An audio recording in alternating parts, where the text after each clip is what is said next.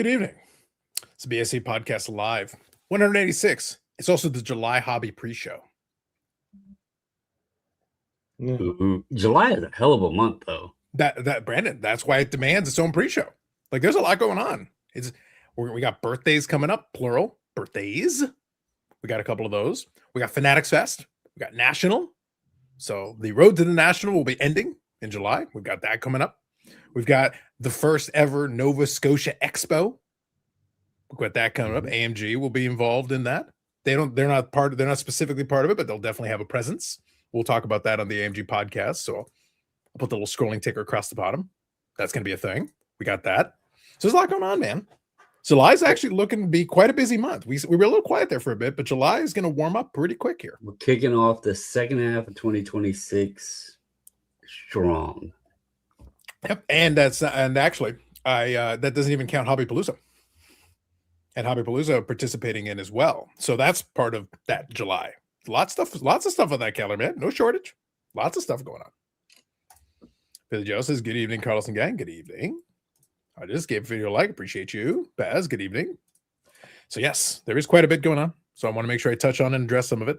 But before we do, and we're even going to get a scintillating card show report from Marlborough, Massachusetts. Because someone was in Marlborough, Massachusetts. Was it me? Well, you and other people, but yes. Okay. And hopefully, Brandon, I'm saying this in advance, if he did not personally see the Marlborough Man, then it's not real. And I got serious questions. Well, I see and hear a lot of things that aren't real. So I know that's being a thing for you. Which Hobby Palooza is this? The one that made up. What year are we on? I don't know, man. I don't know. Who knows? We'll get to it. But before we get into it, Brandon, I think it's appropriate that we do Silly Card of the Week. And Brandon, I got to tell you, truthfully, this was actually pretty close for a while. It was touch and go for a bit. It was actually surprisingly close. I was actually very impressed. Well, and it is the only true democracy. Go ahead. Before we get into this, and for all of you that are missing out on the pre-show Patreon, like y'all probably would very much love if we actually offered this. Because see, you just mentioned the Marlborough Man. Mm-hmm. And for those that know, and you can go Google it, we're not going to go into full details here. But the Marlborough Man's real name might just have been a good nickname for a discussion that Eric started bringing up pre-show. Mm-hmm. Like right before Carlos clicked live. Yep. And coming from the source it came from, not a surprise. If it had been on Friday, this would have been like a 2-hour segment just to get things warmed up, just to get things started. Yeah. All on the Patreon. Like maybe Eric, even though it would be kind of counterintuitive, he should look into maybe getting Marlboro as like a sponsor for the bicycle. Mm-hmm. Mm-hmm. Mm-hmm. Indeed. That isn't even taking into account that the Marlborough Man and was now related to the Sam Darnold, because the New England Patriots got dick hammered this past Super Bowl. True story. Facts. Do you remember? But Eric has a solution to that. Oh, he's got so many solutions. Many solutions. Silly card. And they're all on brand. Anyway, Hobby Chap says, remember to have an itinerary, wear comfortable shoes, wear deodorant, and drink a lot of water, and also go fuck yourself. The last one is the most important. I like that, Hobby Chaps. I like it. All right. Silly Card of the Week. The only true democracy in this world. Every single vote is counted. And actually, pretty decent race this week.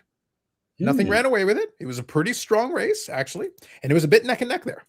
The two, the winner and the runner-up were actually fairly close for a bit. So here's the results. Eric thinks this says high. Only 25%. The Purple Cape was victorious. But Minion Soto, Brandon, it was actually very close for a bit there. It was actually, I think they were within a vote of each other for a bit. This might be one of our closest weeks ever. It's actually the most even. Because that's what I was saying, like across the board with all of us. Yeah, but because everybody got at least a couple of votes. Yeah, I should have won. No, absolutely not. Most people can read and they understand it says Ohio. But you're a special boy. Special boy. There was nothing to read on mine, Eric. That makes it even sillier. Yeah, that's right. Some people use butter for toast. Other people don't. I tell Some you, people butter their toast.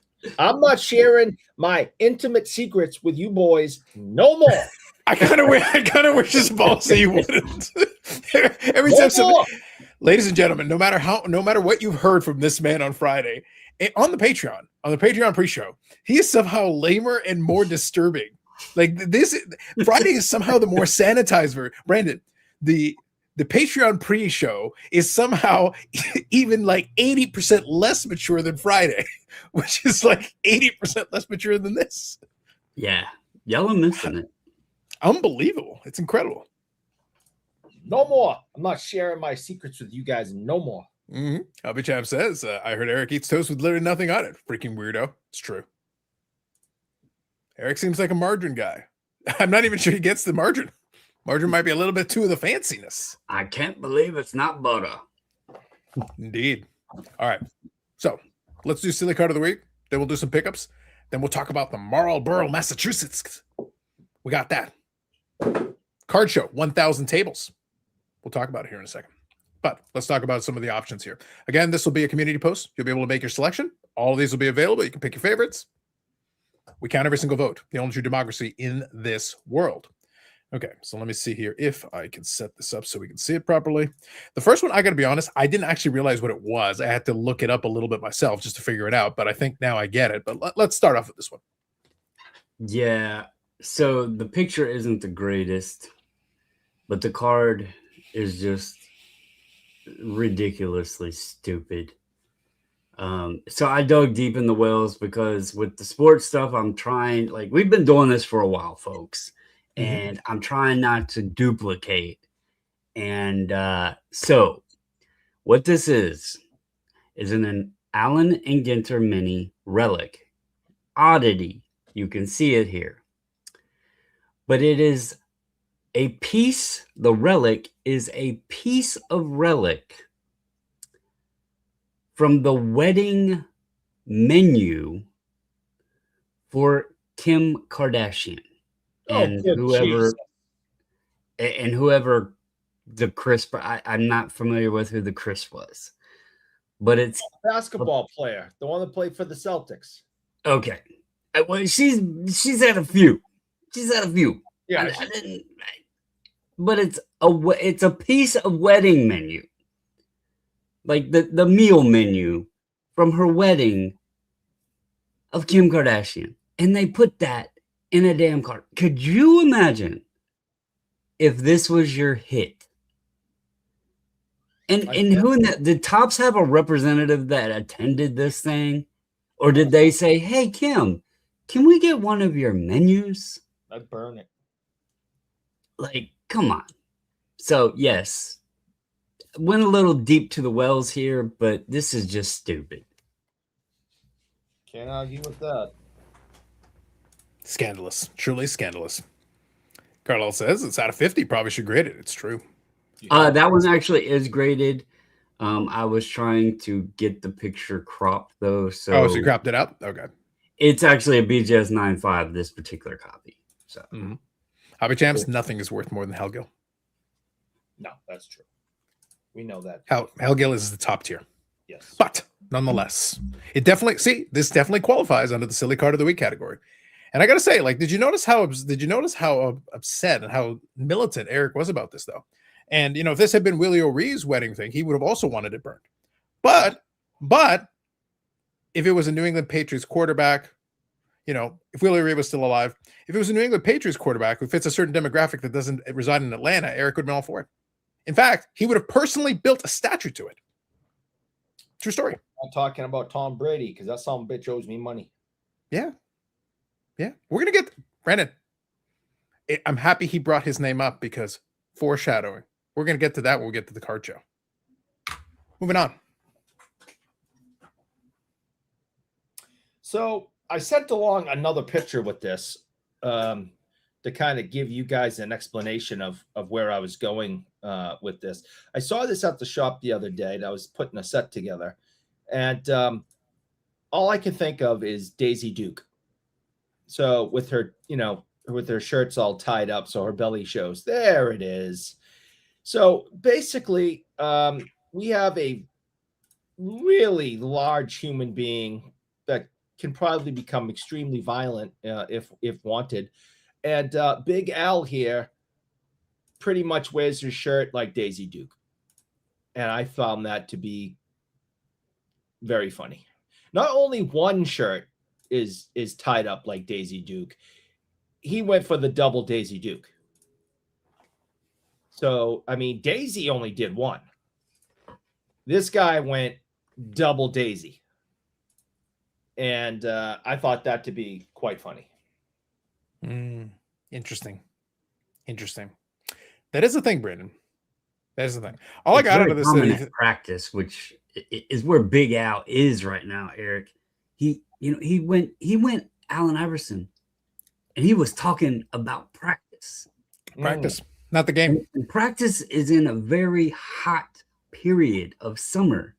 Them boys, you notice he ain't got no shoulder pads on. Well, listen, Eric would have been like, Eric would have suggested a completely different thing. He would have suggested something involving butter. Yeah. No.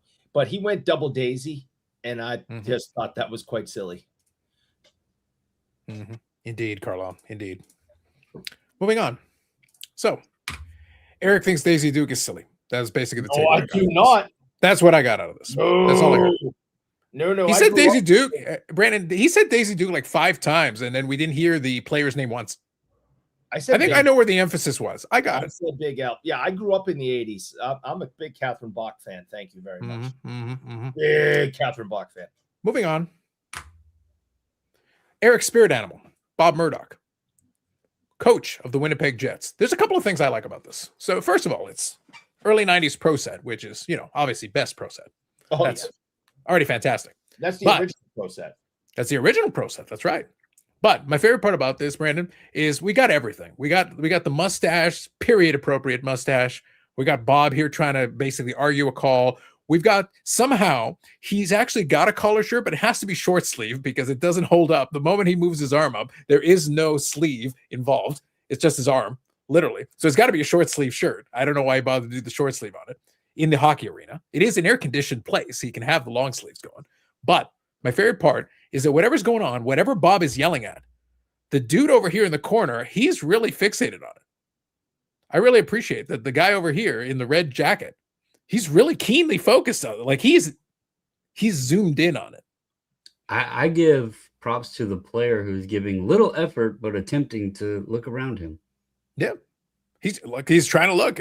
Dude in the red jacket. He's like Dude in the red jacket bought that red jacket to get noticed on TV because he got them behind the bench seats and he's like, I'm getting my money's worth. Damn I right. think he was an usher that went, we're at a Jets game and no one's here. This is, the first innuation of the team. So there was no, they ended up folding and going to Phoenix. So I think it's the usher who sat down in his red jacket and went, well, I got nothing to do because no one's when a team moves, it's a relocation, not a folding. The folding is if the team just went away. It's a relocation.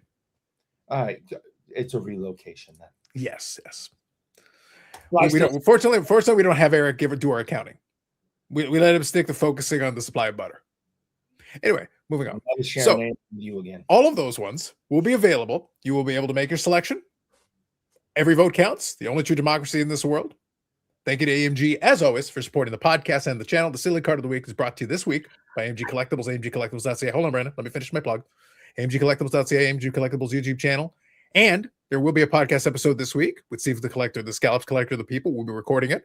I believe it'll drop actually on Canada Day, which will be appropriate, but we'll record it beforehand. But we'll talk about stuff coming up, including the Nova Scotia Expo. That's part of the same people that do the Toronto Expo and all the other expos, the Edmonton Expo, the Calgary Expo, a whole bit. There's a lot of expos. Montreal. So that's going to be coming up. Yes, Montreal. And that is going to be a big one because that's the very first time Nova Scotia is going to get its own expo. So we'll see. We'll see how that turns out. And hopefully the people support it. It should be kind of fun. I know the Gong Show guys are going to be there. I know a bunch of other folks are going to pop in for it. And then AMG is obviously going to be very supportive of it since it is their local card show scene. And that's going to be their first go around to try to have an expo there.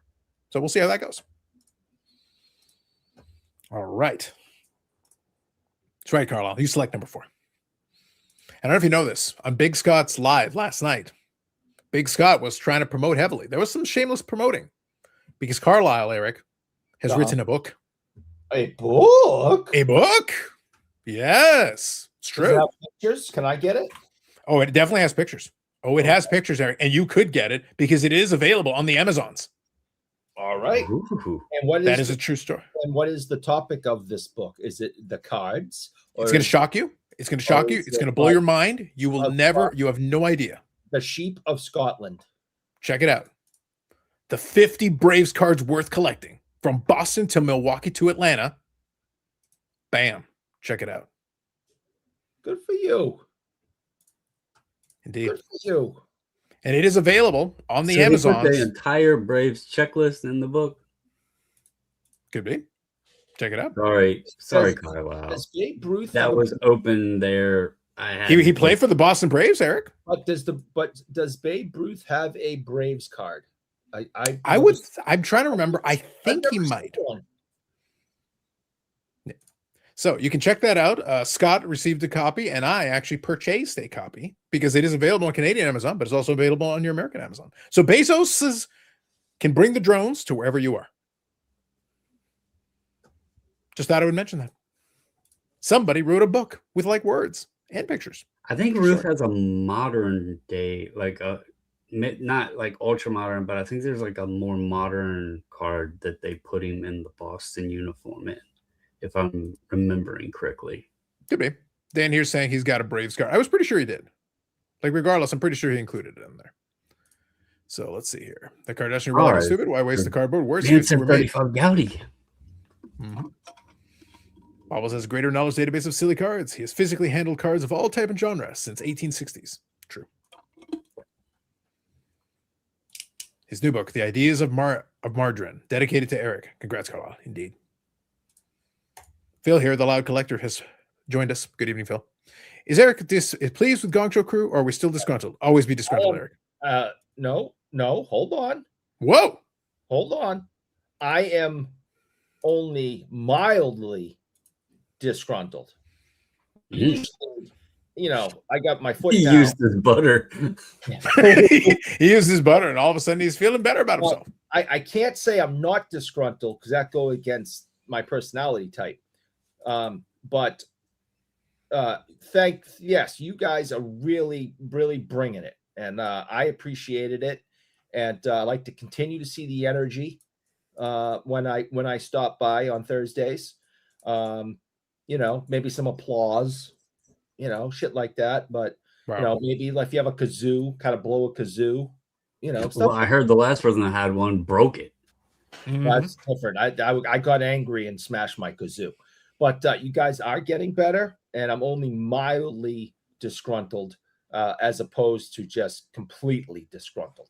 Are they doing a Jason Robertson segment now? Is that why? There was a discussion of Robertson. Look, we can look, Brandon, in honor of the Jason Robertson pump after the Marlboro show. If you want to, we can discuss that for a moment. We can take a moment and discuss this because this is some serious. This is right here. And by the way, Brandon, I can actually bring it into an actual hobby topic. There's something we can talk about that is applicable here. We can touch on this. So, but I want to get through the Marlboro show. Hang tight. Let's get through that piece. Taking notes, indeed. All right. So look, here's what I want. I want to talk about for a moment. We were actually early on this, Eric. For the record, we were early talking about as soon as I saw an article advertising 1,000 table show in Marlboro, Massachusetts. Yeah, I was on this early, bringing it up and talking about it, and it has come to fruition. It happened this past weekend.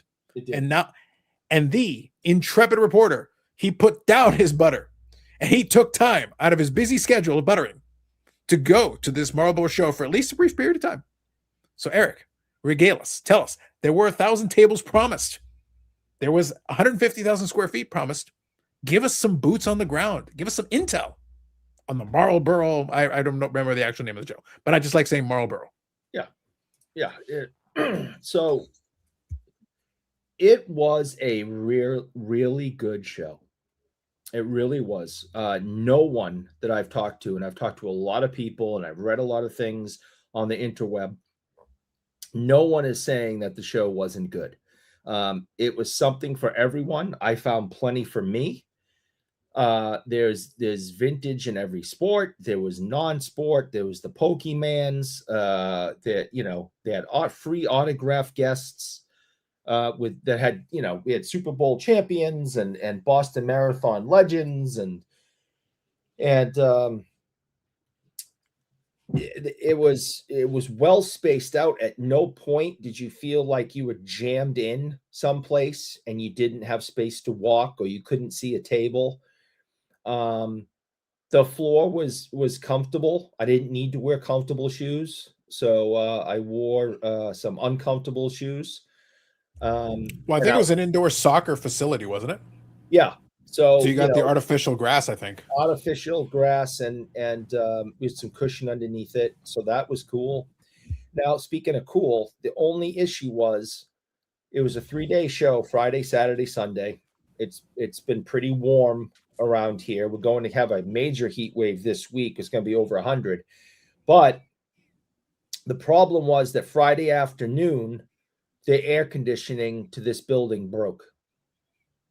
Saturday, I was there from 9 a.m. till 3 p.m. and it was hotter than HE double hockey sticks in the summertime.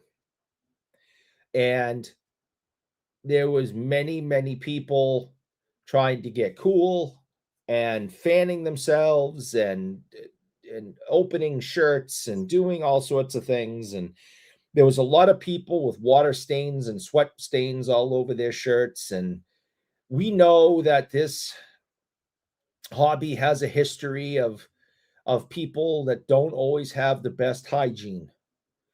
And we've remarked on it and joked about it since the very beginning of the hobby. Well, when you put these people in a building in the summertime with no air conditioning, it gets ripe fast. So the fact that there was no air conditioning was a detriment.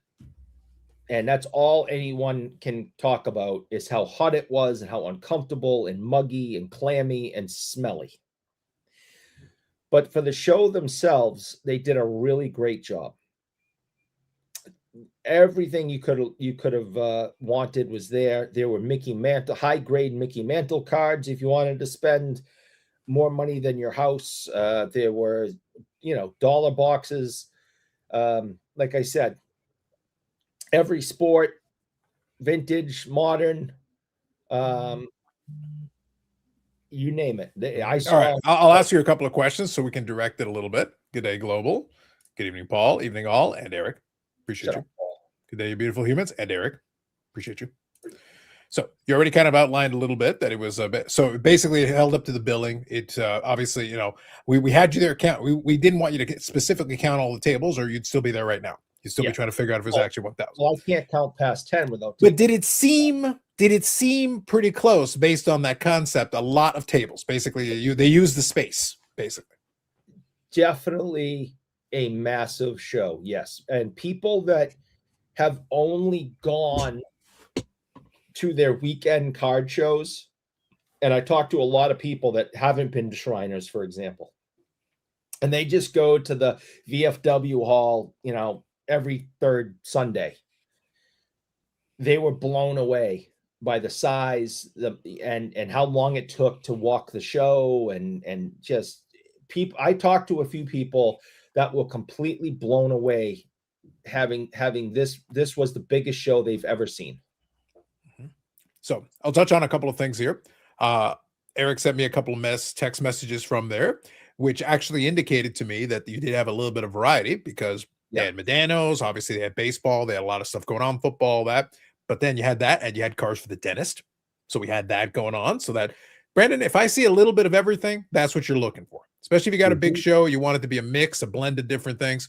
A lot of that stuff I already had, but it's still good that it was there. Regardless, I'm happy that it was there because that means there's a little bit of variety included in it. Now, this will lead in a few moments. We'll talk about pickups. We'll get to all that in a second. But before we do, I want to talk about, because I heard the rumors, I had confirmation. Here we go. I saw imagery, and there was a meeting of the minds, Brandon. Here we go. Eric had himself, he's had a contentious relationship with an individual at this show who was present at this very show. Someone, Brandon, heavily ingrained in the hobby. Eric has had some harsh words relating to this individual. Sometimes he backpedals, sometimes he goes forward, but truly a Massachusetts institution, someone who is right there, and that secretly Eric fears deep down inside. But a picture, Brandon, is worth 1,000 words. Why don't I show you who Eric saw at the Marlboro show? Yes. No. Yes. No. No. Yes. And not only that, Brandon, my favorite part about this is not only did Eric see New England Patriots legend Tom Brady. No. Eric's talking about the heat and all that. Tom is in a leather jacket, man. He's chilling. He's looking cool. He's chilling out. But then Eric, right between them, is greatest Boston Bruin of all time. Eric looks like he's getting himself a Joe Thornton right there. That seems like he's trying to bridge a couple of different feuds that he's had ongoing. Eric's a little confused. He's got a little bit of an issue, but there he is taking a selfie with the GOAT himself. And then you can look in the back. It even says GOAT Tom Brady. I didn't realize that his Instagram was just GOAT. That's fantastic. His ex, Tom Brady. That's fabulous. Eric, that's fantastic. I am happy that you were able to finally be a man of peace for once in your life. Yeah. You put down the butter and you finally went and you manned up and you faced the man. You said, you know what, Tom? Not only do I forgive you, I'm sorry that I disparaged you. I'm sorry that I embarrassed myself and asked serious questions. No, he owes me money. Mike, looks legit to me. That's right. It is. Don't be suspicious, Carlisle. It's as legitimate as the Boston Braves. It's as real as the Boston Braves are, and it's as real as the Atlanta Flames. The vintage cards are the only thing throwing me off, but we'll say that maybe Tom is expanding the vault. Spread his wings and expanded the operation. He's expanding the vault, man. He's working on it. But I am happy that we were able to see peace for our time, Brandon. There's hope for us all. No. That at the Marlboro show, we were able to see Eric finally face his demons. That's fabulous. I'm happy to see it. Hey, listen, I don't feel much better about the guy I actually took the picture with, but at least he's better than that loser. Listen, I don't want you to call Matt from Providence a loser. Stop it. The other guy just beat me up in a parking lot one time, and it took me months to finally recover. That guy stole money from me and from disabled children. So I just think he's a scumbag. I think that's a horrible thing to say about Matt from Providence. Nope, didn't say that about Matt. I saw the text messages you sent. Hey, listen, Carlos, I saw Tom Brady. He took a selfie with me, and I bought a Joe Thornton for him. # GOAT. Oh, I saw Matt from Providence. He's a scumbag. That's not what. No, that is a quote. No, that's not what was done at all. No. Redo the image with the fanny pack more legit picture, maybe. Did you get his autograph, Eric? Did he sign it, Eric? No. Listen, we're trying to have a good moment here, Brandon. We're trying to finally show that Eric is finally demonstrating some maturity, and here he is taking shots at Matt from Providence for no good reason. Nope. That's disrespectful. It's rude. And it looked like Tom was like happy to see you, and he was so gracious. Oh, so gracious. No, he owes me money. Tom Brady can eat shit, and he probably gave you a deal on the Thornton. I mean, that's probably no, it's amazing. No, and by the way, did you notice that Eric bought a Joe Thornton from the San Jose Sharks? That was we're seeing a lot of growth in young Eric. Finally learning. Isn't that the more valuable copy? Like, did he have the correct black door? The Toronto Maple Leafs version is the most precious. Javi Cham says it's very nice that Eric found it with himself to apologize to Tom Brady for all the awful things he said to him throughout the year. I wish he would apologize for Matt from Providence for what he just said about him a moment ago. No, that was horrific. That. No, I'm scared of Matt. That was tragic. He beat me within an inch of my life. With my own leg, if I remember correctly, but my concussion. If he had done the job correctly, you would have learned your lesson and stopped disrespecting him. No, stop disrespecting Mac from Providence. We all saw, Brandon, not only with the butter thing, we all heard during the pre-show on the Patreon what you said about Matt from Providence. I cannot repeat and utter those words. No, I would never say anything bad about Matt. Sorry, I can't hear you. Anyway, Dan says, I think that photo was altered. Eric is too tall in that photo. That is true. Eric might have altered that photo a little bit to kind of give himself a little extra height. But again, Tom was gracious. Tom was Well, he said he exceptionally. wore uncomfortable shoes to the show. Maybe they were heels. Maybe they were from the Kiss catalog, and when Kiss was wearing the platform shoes, Eric rocked those. A little Gene Simmons, circa 1975. Said they were uncomfortable, so.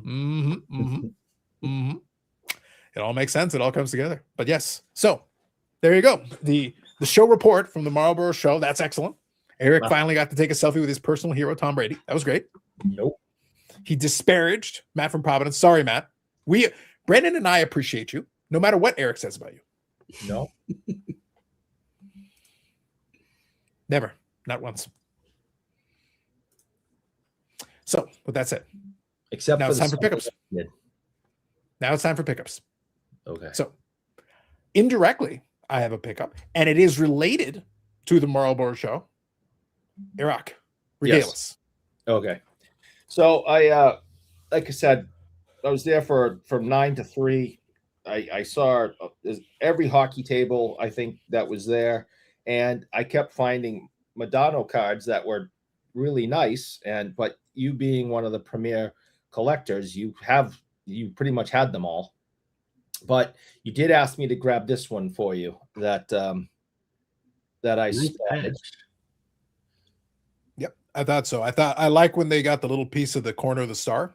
That's a good one, and that is the out of 5. So for that particular year, it has to be for a lot of those sets. It has to be a little bit of a tougher version. So when they had it on there, and it was good, we were able to use. So Eric, and I want to fill in the story a little bit because you were there. Obviously, I was watching one on eBay. It was the exact same card, but with a different patch. And they had it with a buy it now, which is, so in this case, we kind of were leveraging that a little bit to get some information. But I got a question. So obviously, did they give you too much Did they give you much pushback? Was it a pretty easy negotiation? How was the actual transaction? So the original price was $150. You wanted $120. He offered $130. I was in the middle of typing back to you, and I kind of had this look on my face, like, and he just went, yeah, I'll take 120. I'll take 120. Brandon, so the reason I wanted to share that story is that people would be surprised, like silence or like the hesitation. A lot of times, like people try to do this whole thing, but they cave so fast. I didn't finish the text. That's my point. I didn't finish the text, so I had, like I said, I had that look on my face, like, yeah. So it's funny. It's funny you mention that because obviously what I do, I go around, every weekend and buy stuff. And I used to be terrible at negotiating or even asking for like a better price. But what I've learned and love now, if you ask, like if it's not priced already and you ask someone what their price is and they throw the number out and you don't immediately give like a response and you kind of like, just kind of look at it and wait and delay a little bit, they will literally negotiate with themselves. Yeah. They will talk themselves down because it's like their immediate number comes out and then they're like, okay, how about this? And it sounds like that's what Eric did there is the guy said 130, but Eric had already tossed the number. And when he didn't say, okay, yeah, that works, the guy was like, I'm not going to lose this sale over $10. So it's funny how that works sometimes, that delay, that hesitation, that silence. And they're like, oh, okay, yeah, I'll take this for it. Mm-hmm. I think what's funny about it though is that the thought process behind, so that is one of those situations, Brandon, where it's an out of 5. I can't really comp it per se, but I have a pretty good grasp on what it is. The big key for me was that the other out of 5 that was on eBay was basically available as a buy it now for $135. So what I'm looking at is I'm like, okay, I like the patch on this one slightly better, but at the same time, I'm not in any rush. Like if he had said like 130, I would have thought about it, but at the same time, I don't need it. It's one of those ones that it's cool. I like it, but it's cool at my price. Mm-hmm. If you give me the price that I'm looking for, I'm a lot more interested. There's no need. You can walk away from it situation because again, it was available on eBay, and the longer it sits on eBay, Brandon, the possibility that price comes down. So when you actually have something that's available as a buy it now, you can literally push the button there. Sometimes my key though is You don't need to tell the dealer that, because that's a way of immediately creating a combative situation, because some of them will be like, well, then fucking hit the buy it now, basically. Some will be. Sometimes it's nice to be able to just have, you've got that in your back pocket. You know that number exists. So then you're basically, your back and forth can kind of play into that. And sometimes they will talk themselves down, or they'll just accept. In this case, he technically accepted the offer. I could have tried to lowball him a little bit, but I figured 120 was fair. I was comfortable with it. It was fair. So you got to be a little careful with that, though. Sometimes, Eric, people overplay their hand. They'll try to push. They'll be like, 100? Yeah. And they'll be like, okay, well, if you're trying to knock, he wasn't being ridiculous. The 150 is not ridiculous. But at the same time, the likelihood is you're not going to get that unless you wait a while, find the right buyer and all that. And then, by the way, the person who sells it for 135, even if they get 135, take away the seller's fee, the 13% or whatever thereabouts. So like that number was not an accident. That number was like, I was kind of reverse engineering. 120 is kind of like, here, cash money right in front of you, done deal, sold the cars. Yeah, like I said, I didn't even finish typing to you. I mean, you probably saw a bubble on your end, and all of a sudden I'm like, he took it. You know, like, before I could even hit send, the guy had already changed his mind. Happens more often than people would think. Happens all the time. Is the one you're talking about on eBay the legend with the premium patch, the gold and black patch in it? I think so, yeah. Because I'm showing it's actually 151 on there, but the reason I went to check. Yeah, there was a sale. They had like a sale. It might have ended. Okay, well, so to your point on the eBay versus at the show thing, if it's sitting there at a price and it hasn't sold, eBay, it's nice in a way, but it also can be detrimental to sellers at times. So that card has 18 watchers on it, and it hasn't sold. Yep. So that immediately tells you that even at the 130 or 135 or whatever it was, that's not a price that the majority of people interested in the card is willing to pull the trigger on. Yep. So that gives you now a reason to negotiate further in person, because you can say, you know, hey, this is sitting there. It's at this price. There's this many people watching it, and it hasn't sold at this price. You know, can you work a little bit so we can get yours sold, kind of thing. So yeah, and that's exactly it. That's where, like I said, you don't have to beat the dealer over the head with it. That's not the point. The point is you have a data point here. You know that you know that you can get one. You know that you can get one. What, like I said, it was on sale at 135. I was literally able to send Eric the screenshot. Like, we literally have that information available. I can literally hit the button and just buy it. But then we save shipping, we save taxes, we save some of the other stuff that related to it that adjust the price as well. So, you know, it can be a win-win. Here's some cash money for you at the show, and then go on about your business, buy other inventory or whatever, and you got it sold. So there was a deal to be made. It's just a matter, in this case, the dealer was willing to play ball, and I'm satisfied with the price. If you really let it sit for another 6 months, maybe you get it down closer to 100. Like, that happens all the time too. There was no rush, but in this case, I think it was a deal that worked out for everybody. So let's see here. Hobby Champs. A little birdie told me that Eric sold Jeremy Lee a whole bunch of very rare Maybe Nano cards. Only one of once. Only one of once. Yeah. But unfortunately, I happen to know that anything that winds up in that toxic sewage. It's toxic. People touch it, they die. And some of them even get the diabetes. Just from exposure, just from contact. Got to be careful. The more you know. I play the song for you, but it's probably copyrighted. Hope Jeremy shows up with the collaboration shows. He's got collaboration shows now? Scandalous. My negotiation tactic differs. If I have a card at 100 and you suggest 80, I say 100 again. You say, how about 90? Then I say, it's now 110. We split the difference, but I do non-sports. I think it depends on the material. Yeah. I think if the item is something that is obscure enough that you can't get your hands on, then you can kind of hold firm at your price. I think that can work. But if it's something that the buyer doesn't necessarily need to buy your copy, there is, like in this case, there literally was another copy available. So if you do that, then in that scenario, they just buy the other copy. But if you know you have one of the few out there and you're probably not going to get your hands on another one, then yeah, you can hold the line. I really like to see a vlog where Eric is asking about meat on the bone. Sure. We could go back to the pre-show on that, but we're going to leave it. Yes. Yes. Never talking to you guys again. Bobbles was part of the USC and they brought Louisiana from France in 1803. He was later picked to be a key negotiator in the Gadsden Purchase of Mexico from 53 to 54, always sharpening those skills. It's true. I kind of like that you had Argos. I enjoyed that type of Argos. Eric's all about the Argos. Oh, I love the Argos. Man of peace. Bobbles, a man of history, indeed. Eric, a man of war. Unless it's his good personal friend, his new buddy, from Card Vault himself, Tom Brady. He owes me money. He stole money from disabled children. And yet, you didn't seem to have a problem doing a deal with him. I already saw this. Look at that. Fantastic. A meeting of the minds. You know what that look says, Brandon? That look right there. He says, thank you, Tom Brady. I appreciate you. And you know what? Fuck them kids. That look to me wasn't like Eric purchasing that. I think that was gifted. I know. He was like, what a generous man. Me this. He's such a nice guy. And Eric's like, I never liked those kids anyway, Tom. You did right. Looked like a gift. He looked deep into Eric's soul and he said, you know what you need? You need a San Jose Sharks Joe Thornton. Your favorite Boston Bruin. The greatest Boston Bruin of all time.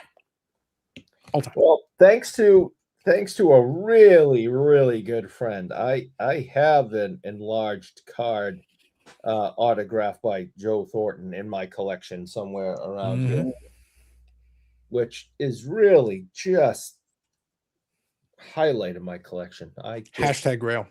And speaking of negotiation, Brandon, that card was purchased under the pretense that I was going to give it to a bitter Boston Bruins fan, and I got the price knocked down because of it, because it made the dealer laugh. That does help in negotiating if you tell the people, like, it depends on what it is and who the person is.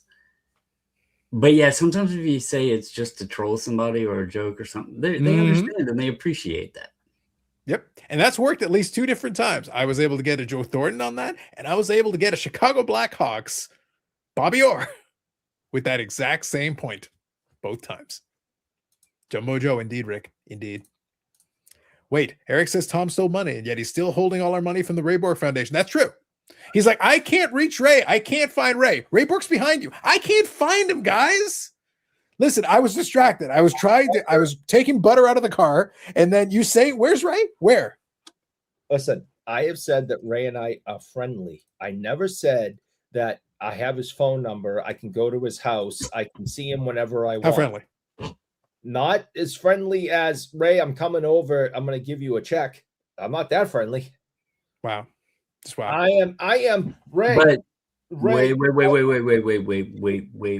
Because you have said on the show that Ray does love taking his money. And if you're telling him that you have a check for him, I'm sure he would be very accepting. And not only a check, Brandon, a check for his charity. Ray would be like, sure, I'll find you here, bring it here, or whatever. But no, Eric is like, let me hold on to it though. Like, let me hang on to it here. And he owes a gentleman who generously contributed autographs. Yeah. And every time Ray Bork walks by in the background, he's like, where's Waldo? And Eric's like, where did he go? I will ask some questions tomorrow and see if I can hook up with Ray to get it done. But we have not had him by in a long time, so maybe we do. Just make sure whenever you try to meet Ray to finally give him his money and get the autograph, just don't bring any butter. He's going to be scurred. Again, I am friendly with Ray Bork. Okay, I'm like, this is how friendly I am. I am Ray. Let me introduce you to my friend Yannick. Yannick, this is Ray Bork. I then get pushed aside, and they sit there for 10 minutes going blue, blue, blah, blah. So blah, maybe we should have gotten Yannick to deliver the check and get the autograph. Blue, because he can speak the language. And I sit there going, what the hell just happened? Maybe this is why you're not friends with Mr. Bork, because maybe he watches this podcast and hears you say the blue, blue, blah, blah, and thinks that, screw that guy. I don't care. No, I still listen. If Yannick was here, I'd call him. I got that too, Paul. It was not an accident. That right there is a Freudian slip, as they say. Yes. Yeah. Same type of friendship Big E has with Mr. Lemon. Indeed. Reggie likes me. I think he's a little nervous. Sure he does. I do think, honestly, I think after the last time I saw him, actually 2 times ago, when I had a counter filled with stuff from his past, it kind of freaked him out a little. Like, why do you? Was it that, or was it when you asked him to handle your butter? No, I didn't ask him that. What level of friendship is it where you asked them to handle your butter? How were these items obtained, Eric? Because maybe he's seen them and was like, this guy's breaking into my house. He's like, wait a minute, that's my vase. You're asking me to sign my vase? How did you get my vase? I've been looking for this. I think he was a little shocked that I had a McFarlane made of him that doesn't exist. I paid someone to make me a statue of him. I think that freaked him out a little bit. So the restraining order is in play. I think that, like Marcel, when I had him sign his little McFarlane, a lot of people have those. He signed a bunch of them. Reggie's like, wait a minute, this doesn't exist. Why am I signing this? This isn't real. I had it made. Oh yeah, that's not creepy. Wait until he finds out about the attempts at cloning Brandon. Wait until he finds out. He goes, can I just have a lock of your hair? I just need that. Have you told him about like the toy plush you have that's like your security plush at night? Yeah, that I sleep with? No, I didn't tell him about that. I really didn't want to. Listen, if the butter conversation is awkward, imagine that conversation. So Zach says the fact that he hasn't seen him this long plays the fact that he's dead. It's true.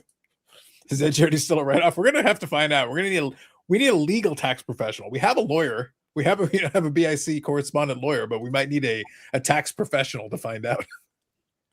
We'll have to figure it out. I made it clear on the show, the New Year's show, that it would be a while before I saw him. I don't hang out with him, but I will try. Oh, you don't hang out with Derek Sanderson either, but you were willing to stalk. Well, that wasn't an issue. I was at his house the other day. I mean, we hung out for like 3 hours. Did you take pictures of his house trash can too? Did you take pictures of his security system? Did you find out what his security passcode was? He has reasons. His security system is his dog.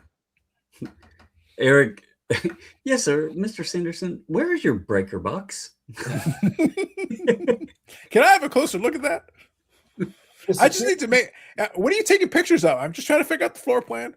You have to get through security to get to his house where he lives, and his wife, because Derek kind of asks his wife to do a lot for him, and his wife's very nice, and I guess she was supposed to call down to the front gate and tell them that I'm coming and to let me through, and of course I get there, and the security's like, we have nothing.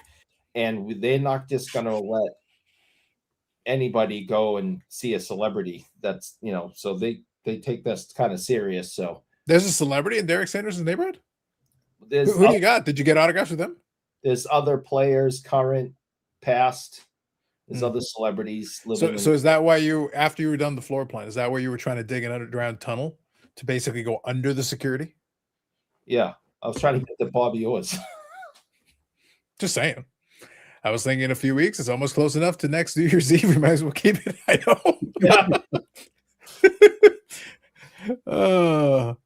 How big would it be for Canada in the World Cup? I was honest. Yeah. I said it was going to take a while, boys. Yep. Thomas Scarborough, good evening. How big would it be for Canada to win the World Cup? It'd be big for a lot of folks. They'd like it, but it's not going to happen. It's not going to happen. Yeah. How big would it be for how big would it be for the Cleveland Browns to win the Super Bowl? Oh, you're right. Exactly. Technically, both these things could happen. Yeah, right. It is technically possible. I'm not holding my breath, but it is technically possible. Brandon, is it or is it not technically possible? Yeah. Theoretically, it could. Until week 1. Not supposed to win. Yeah, well, Brandon, I just said it technically is possible. The point is, as we speak this very moment, both those things are theoretically possible. That could end shortly. But for the moment, as we speak right now, it is technically possible. Both these things are. I think Germany won in 90. And I remember, I think I was in high school. Germany. Yeah, they won. Follows them closely. I think. Yeah, 90. I think. Anyway, it's hard to remember, but this is a country that is soccer crazy, has won the World Cup, has very high expectations, and Paraguay beat them today. So you know how Vancouver handles loss. I'm afraid Germany may try to take over the world again or something. I'm kind of worried about what's happening over there right now. Shame. Indeed. So, question: is there any other pickups that we want to include? Because then after that, I want to get into a couple of the things that are going to be coming up in July. Because there's a couple of good things. So let's get into it before Eric tries to call World War III. Before he talks about any more people he's offering butter to. Let's move to any other pickups, and then we'll talk. Want to give an update? Hmm. ComC. Estimated date is currently July the 7th now. Ooh. maybe another big event in July. Further, Maybe another big event in July. with 140,470 still ahead. So PSA may reopen. So remember, I did mention specifically my favorite thing was inadvertently the idea that ComC can still send out emails saying we accept Stripe, but then Brandon's shipment. Eric, I'm starting to think they're intentionally pushing his back and like sending out everybody else's stuff. So what got me is why did they the original estimated date was July 1st, and then they bumped it and made it seem like they were catching up because it was it moved to June 5th or something like that. And I was like, oh, they're making progress. Good for them. They figured things out. Yada. Now we're at July 7th. So we're a week later than they originally stated. And I requested this just for those interested in March. Well, you were within. So the reason why this is particularly pertinent, Eric, the reason why this is actually worthy of a point is that Brandon, I think, was no, but here's the thing. Yours was within 3 days of when I requested my shipment to Canada. And I already have it. I had it a while ago. That's not cool. Yeah. So I can't remember if yours was 3 days before or 3 days after. Was it Mine 3 was days? March 17th when I requested. Yeah. So I might have been 3 days earlier, but even still, I've had it for a while now. So that's been done. Yep. And they have to, and in order for my shipment to happen, they actually have to take it from the Washington State office to the BC office, and then ship it from the BC office. So it's actually got to cross border before they officially ship it and give me tracking and everything. And obviously I had my mail day a while ago on the channel. I've already covered it. So very interesting. It just gets me they upped the fees on everything. They said that they were, trying to fix all this shit, and all it's done is gotten further behind. I don't know. No, I know it's not life-changing money, but $40 to have something shipped that you've already paid for when it's just cardboard that's going to cost them $8. Another thing that people may not realize now, this order will actually cost them less to ship because USPS has done some tweaking to their rates. And so now anything 2.1 to 5 pounds actually costs less than anything lower than 2 pounds. Don't ask me how that math makes sense. But this is 150 some cards, so it should fall in that 2.1 to 5 pound range, just based on the weights of them. So now they're going to be saving money on shipping this damn thing to me. And I paid $40 to have this order shipped of stuff I've already paid for.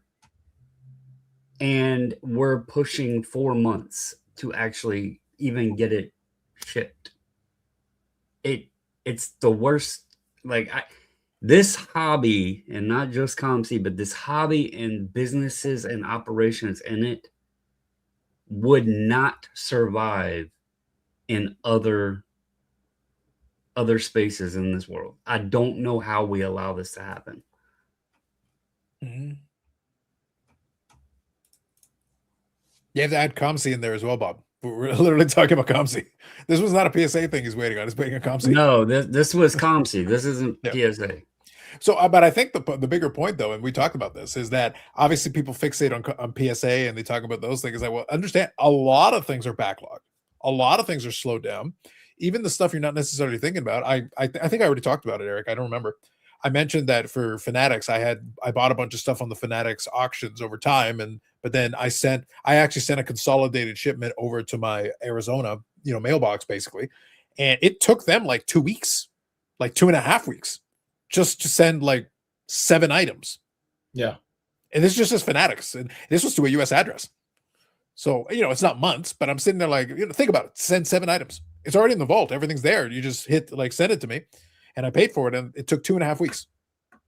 I got it at this point. Now I have it. It's all going to be part of my shipment, but like 2.5 weeks for that. Yeah, getting stuff across the border is just not easy right now. And it hasn't been now for quite a while. And well, Eric, that's not across the border. That's from Fanatics in the U.S. to an Arizona mailbox. That's U.S. to U.S. It hasn't crossed the border. That's what I'm getting at. Like, it was super slow. It was their processing. It was them, because once it shipped, it was fine. But the problem was actually them putting it in the box to send it. That's what took the 2.5 weeks. So my point is, Fanatics itself, with all the resources Fanatics has, right, they're slowed down. COMC is super slowed down. It just PSA is super slow. Everybody. Show you, how popular this hobby is right now, and the fact that this is the slow time. Remember, boys and girls, summer is the slow time. It heats up in the fall when you got all 4 sports playing at the same time. This is supposed to be the slow time. And I've already reported that we're busier than ever at the store. The kids are out of school now. I got the place just never stopped today. I'm trying to get other stuff done. Organizing things, building sets, doing this, pricing things, putting, cleaning the cabinets up, getting stuff out. Can't do it. You can't do it while we're open for business. It's just hordes of people coming in all day. And it's crazy. And we just had a 1,000-table show. Thousands of people showed up. Thousands of people showed up for those 3 days. Thousands and thousands. So what I'm hearing is the hobby is dead. Extremely dead. Yes. So very flat, very dead. We should probably all just burn our stuff and find something else to do.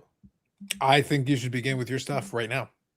Okay. I'm going to quickly as possible. I'm going to start with this one. Go ahead. And then after you're done, burn all the stuff in the boxes behind you, and then get rid of that number 1 jersey, because I think it's fake. You know what sucks, though? And this could be a little segue. Reggie Lemon? Stop it! Kiss? No. So it's taken them so long that a good portion of my order, the player may not be in the same uniform anymore. We're going to get to that. So quick question before we get into it, because we'll do that for a minute here. And then we'll do a couple of the ones that are in the July coming up. So here's a question, because this will play into July anyway. It plays into it. Was there any other pickups, though? Anything else pickup wise from either one of you? Anything? Well, I mean, I grabbed a ton of stuff at the show. I won't go into every. Pick a handful. Pick a handful. All right. So I'll just kind of fan these out. I'm trying to build the 66 set. I have quite a few already. I grabbed a handful more.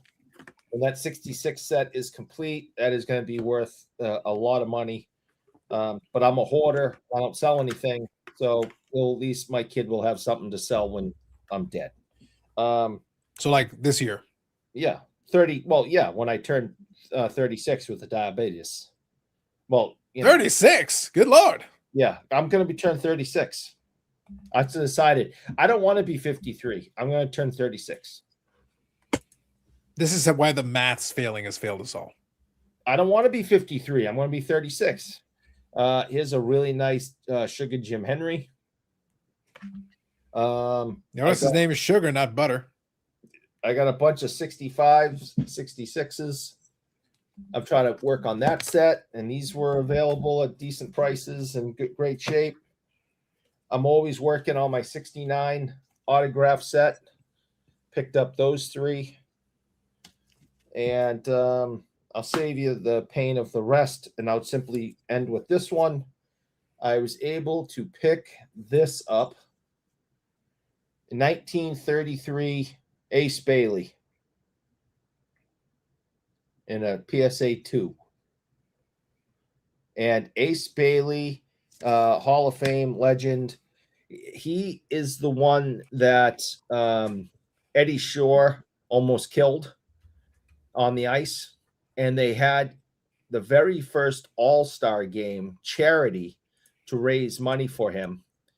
And from that point on, the NHL had an annual All-Star game.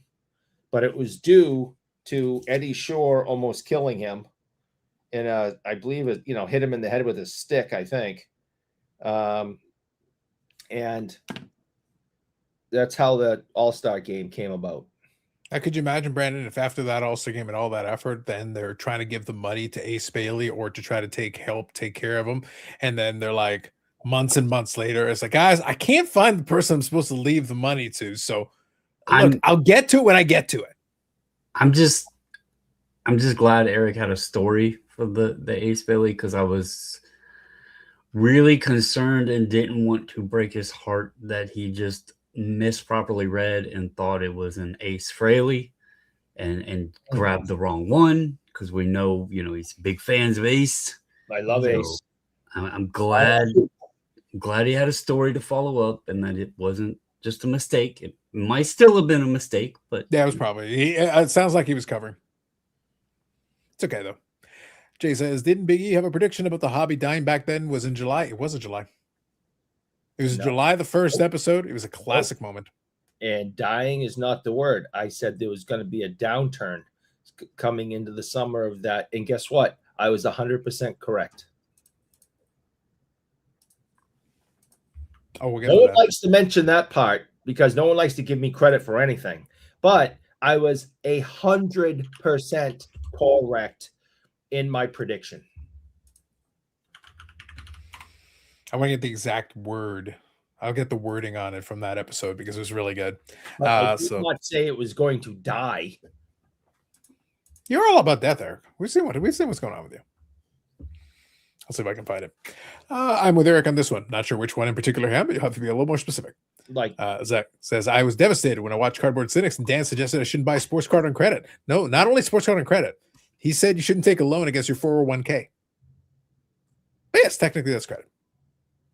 Yeah, you should not take a loan against your 401k under any circumstances. Well, Eric, listen. On Sports Card Live, there was a guy who specifically wanted that. I wouldn't know. I wouldn't watch that shit show. But there was a guy who specifically did that. And then when we did the episode on Cardboard Cynics where Dan said no, and it was literally, Brendan, it was literally like a 10-second part of the episode. Apparently the dude who asked that question or was part of that went in the comment section to try to defend himself. I was like, it was a 10-second part of an hour and 40 minutes. Yeah, that's your retirement, man. Don't touch it. Don't touch it. You're going to need it. You don't need to buy, cardboard with guys' pictures on it with your retirement. That makes no sense. Let's see, Mike says, Brandon, you mean the player might be retired out of baseball altogether and possibly like the Hall of Fame before you get the order? Probably true. Possibly.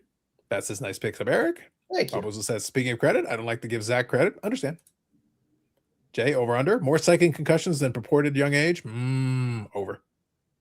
I've had a few. Fourth ballot before you get your order back. That's probably true. Question for Carlos. If I send you a Rick Smith's card, would you ritually burn it on the podcast? That's oddly specific.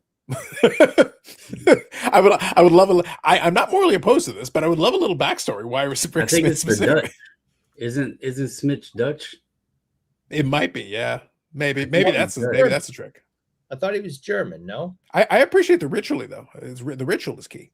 I thought his nickname was something with the Dutch. All right, maybe. I thought he was German. But I'm a lot more in favor of it. I like the concept. Thank you, Zach. I've been fighting LeBron fans all day on TikTok, so I'm wiry. Death and hooking up with Ray Bork. It's true. That's Eric's life story. Paul, go screw you, Paul. Damn it. Oh, the dunking Dutchman. Okay, gotcha. All right, that makes sense. I'm with you. To save you, I'd have no moral opposition to it. It'd be kind of fun. Will Eric finally get a bike seat after 53 years? Oh, you missed that conversation. Why start now? He's got his butter. His butter will handle everything. One day, Brandon, I am going to make a Patreon just to subject people to the pre-show. Now we know where the name came from. Mm-hmm. The way it's spelled. There should be a hyphen in there, though. BUTT-ER. Butter. Unbelievable. Unbelievable. These are our viewers, and I appreciate you. I'm telling you, Brandon, I could monetize the hell out of the pre-show. As soon as all of a sudden people will be like, okay, now that I've seen the pre-show, now I understand how the show winds up the way it does. It's like, yep, it just takes one thing, just one specific thing. That's all it takes. Talking to you guys ever again. I've changed my mind. I'm taking out loans on my life insurance policy to buy cards. You do you, Dan. Live the dream. YOLO. You only live once, as the kids say. It's true. All right. Brandon, baubles and ball cards. Now is the time. We're going to do it. This is time for what could be the requiem for the Jason Robertson pump. Eric, I never thought I would see this day, but here it is. But I think it's time that we have this discussion because it's real. It's real. It could happen any moment now. It could. The clock is ticking, and I have to say, when I seen the first report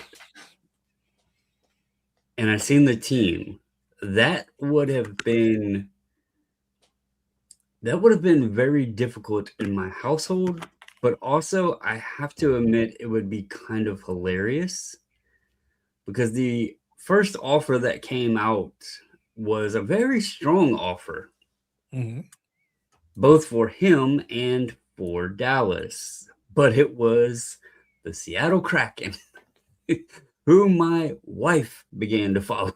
So, yeah, she was like, oh, damn, I could have had Robertson, and then I could have rubbed it in your face. Yeah, you could have, but he said no. And look, I stand by what I said. That is, Eric, you got to admit, when you offer somebody literally comfortably north of $100 million, I think it was, 15 years, 8? So that'd be 120. It was 120. Eric, they offered you 120. Eric, would you move to Seattle for $120 million? You don't want an answer to that question. Oh, I do, because now hopefully it's somehow involved your intolerance. That'd be great. No, I wouldn't move to Seattle for all the money in the world. Wow.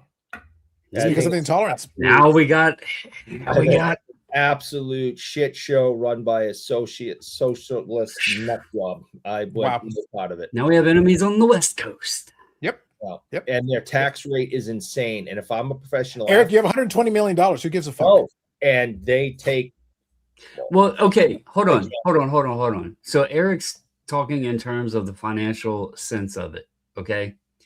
And in Lapper's Discord, they were talking about that they expect that maybe a target place for him to go would be LA.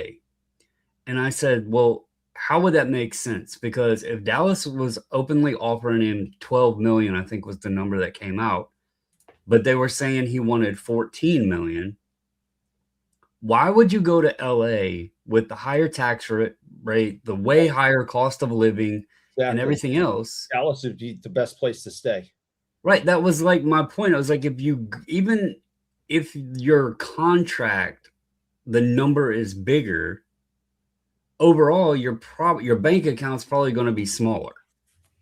And so like that, like if you're, and I get the agents are involved and all that stuff, but I was like, that really just wouldn't make a lot of sense to me. And from things that I've heard, the whole reason that he's turned down both deals that came in and said that he didn't want to sign with either team, it wasn't necessarily a case of the teams. He said that he wants to stay in Dallas. Now, I guess he wants to stay in Dallas, but for more money than Dallas is. Well, that's basically so Brandon, the short version is so this situation already played out, the whole tax piece. The last contract that Medano signed So his last contract in Dallas before he did the 1 year in Detroit, he was a free agent. And I remember there were a couple of teams that were vying for him. One of the better, I think it might have been the best one, the best deal in the contract that he was offered was actually from Boston, because I remember specifically they offered him a pretty good deal. Dallas actually offered him less, but he took the Dallas offer because with the state tax or lack thereof, he actually would have netted more. Mm-hmm. So in terms of what he got out of it financially, but the best number offer was the Boston offer. So there are players that can make that math. The thing is, Robertson wants basically, the camp wants 14 million. Seattle was offering 15 million, but with the difference in the state, no income tax, it's way more than 14 million, quote unquote, in terms of take. So it's not a bit small difference. It's actually, you're basically asking for way more effectively. Mm-hmm. So in order to match the equivalent, you'd be like, I don't know, for Seattle, you'd be offering like 17 million, 18 million to try to make up the difference. Right. So like you might as well be asking for 18 million. So, and Dallas is like, no, we can't do that because Rantanen is making 12. Yeah. So Rantanen is on that roster right now making 12. You can't be having 12 million plus players. Like, even if you want to match it, that's tough. But if you want to go above it and you got two players eating up like 26 million or whatever, that's crazy. Well, I heard that they offered him 12, but his camp said that they're seeking 14 plus, which is why it surprised me that he turned down the Seattle thing. And I'll be honest, y'all can record this. I was getting pissed at him because there was that deal, and then I think, what was the next deal? It was St. Louis. It was the St. Louis one. Yeah, and they were like, offer. They were offering a bunch of picks and everything to get him and all that. And he said no, he didn't want to play there. And I was like, that's when I reached out to y'all, because I was like, okay, what's the deal here? Because I thought like if he wasn't signed by the first, then he was open to anybody make a deal, and then the only thing that Dallas could do was match the deal or whatever. And then I was like, is he really like refusing these offers, which is in turn going to screw Dallas because they're going to be left with nothing? And I was like, this just sucks right now, because the Seattle deal was not only good for him, but it was giving them a pick that they were going to flip to get a player back in return to kind of. Yeah, they're going to try to turn it into a three-way deal, basically. Yeah. And so it was like, okay, he gets his contract and Dallas gets a player in return. And, it might have not stung so much, but I'm hoping they can work this out. But if he's not going to budge and, if he wants to stay in Dallas and Dallas can't go above 12 or aren't willing to, then I don't know what what's they're going to do, because he doesn't seem to be open to like wanting to go anywhere else. And Dallas isn't open to pay anymore. So what the hell's going to happen? Yeah, this has been a conversation over the last decade in all the major sports. And again, we're just talking math. When I'm not trying to, bring anything else into this at the moment. It's just math. And a lot of players are realizing they do not want to play in Canada. They don't want to play in certain states like California, New York, the West Coast states, the East Coast states, the Northeast and the West Coast, where they have very, very high income tax rates. Players and all the sports are trying to get on teams in Florida and Texas and other states that do not have income tax, so they can make more money. So yes, that Shohei Ohtani got. I can't believe the Dodgers were able to get Shohei Ohtani. It's a good one. I said this is something that has been discussed. I didn't say every single athlete plays in Florida and Texas, and there's only 2 states in the United States sports teams. I didn't say that. Ohtani last decade, he deferred it. Major discussion.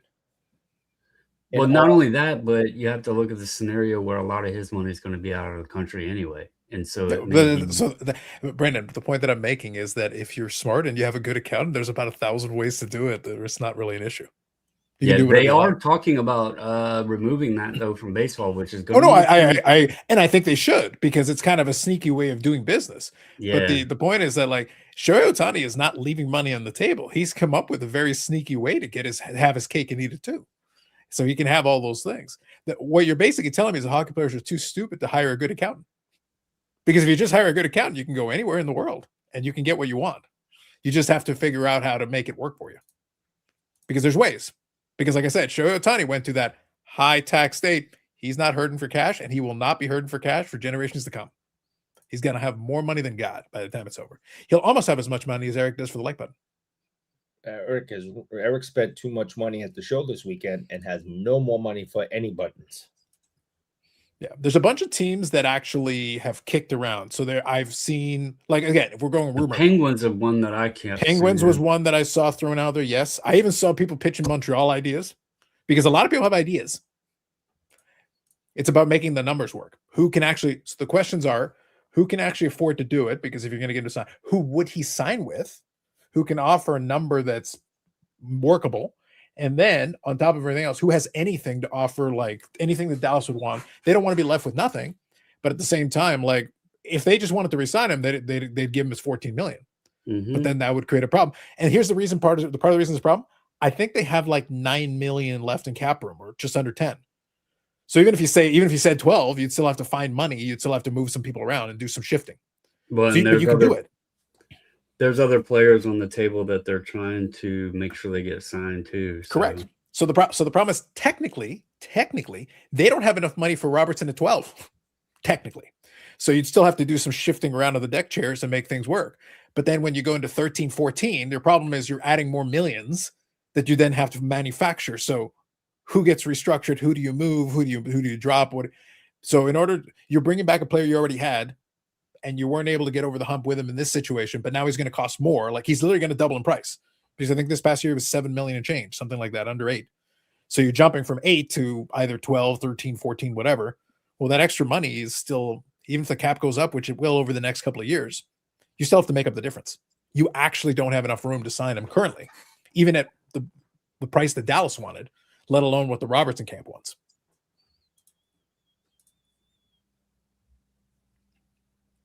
Live in VA, says Jay. There you go.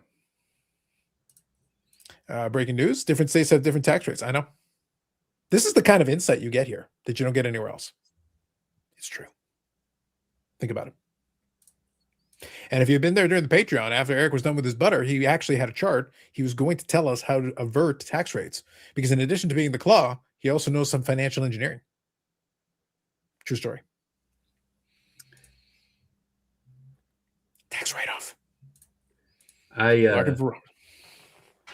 To the topic though with Robertson, and to tie it in with the collecting, obviously I've dealt with players that I collect leaving my team, and I'm a weird collector. I don't particularly like collecting the player in uniforms outside of my favorite team, but like Eric, when he was at the show, he sent me a text, and it was a Robertson that I didn't have, that actually I would have, under normal circumstances, been interested in. I had just spent a good bit of money right before he texted me, but B, as I told him, I'm kind of waiting and seeing what happens, because even like, I'm not going to stop collecting. I'm not going to get rid of all of his cards or whatever, but it also has me interested in seeing, and you guys could touch on this as well. If he moves away from Dallas, there could potentially be some stuff that pops up, because I know one of the collectors that has a big Robertson higher end collection only collects Dallas Star stuff. So does he keep them, or does he decide to move them? Also dependent on where Robertson goes, his prices could, it could go both ways, but he could potentially see a decline. I know if he leaves Dallas, some of the Stars fans might say, well, we appreciate what you did, but get the hell out, and start moving stuff. So it's this interesting scenario right now. Obviously, the best case is stay, but I don't have confidence in that, and so I've been in this torn space because he got me. He was the player that I first started collecting. It's why I started following Dallas. It's why I started really enjoying hockey. And I'm not going to jump teams, but it's going to be weird for me to follow Dallas without him there because he was kind of the piece that got me involved in it. It's probably a similar scenario to Carlos. Like after Modano retired, you probably lost some interest and didn't follow as much. For the sport, sort of, because I was following Ben and a lot of those other guys because Ben was there. He was a bridge guy because I actually watched Ben play in the AHL prior to that, and he basically his first season was Modano's last season in Dallas. So they actually had like a link to the baton. And actually, I followed some of the 2010s teams and I enjoyed them quite a bit. I was having fun with it for what it was. So I still follow it. But to be honest with you, Modano could be playing today and I'd kind of be following my current is that I just don't care about regular season as much. I'm not watching regular season baseball as much. I'm not watching regular season hockey. The only sport that I'll watch regular season is football, but I only have one game a week really that I need to be following. Right. I'll watch more games because of Sunday night and Monday night. The NFL has done a good job marketing it to the point, and this is one thing we can talk about another day. What the NFL did, gambling is part of this, by the way, to be realistic about it. They found ways to be able to market Team A and Team B, who may not be one of your favorite teams, and depending on the matchup, you may still have interest. Whereas you put Winnipeg and the Kings playing a game, I don't give a shit. I just don't care. And that's with most of the teams in the league, to be honest. Like most of the combinations you can put together, I don't give a shit. Maybe I'll watch my team, but that's about it. Hockey, a lot of the viewership is very regional. Like they're specifically focused. They'll focus on their team. They'll follow there's some folks that follow the league, but may not be as interested in watching individual games. So the game of the week doesn't hold. That's why Hockey Night in Canada back in the day, the secret sauce of Hockey Night in Canada, the first game was usually a Leafs game. So the Leafs region would watch tons of it, and then they would put one of the West Coast teams on the later game. But the Leafs game was on almost every single Saturday.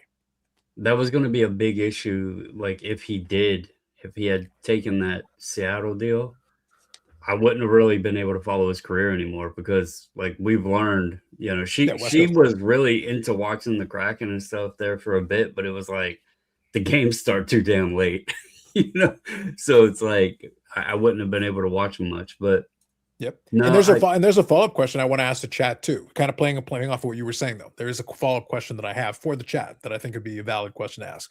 But I'll quickly read a couple of comments just so we get caught up. So Mike here says, Giselle Jason, we didn't win it with you.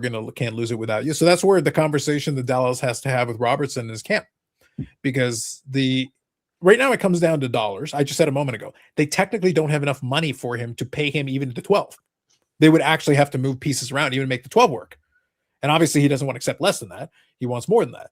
Even if you say 12.5, like we haven't solved this problem. Even if you say 13, some people are like, well, just meet in the middle, 13. It's like, yes, but you still need the additional $1 million is something you're basically taking a player off the roster.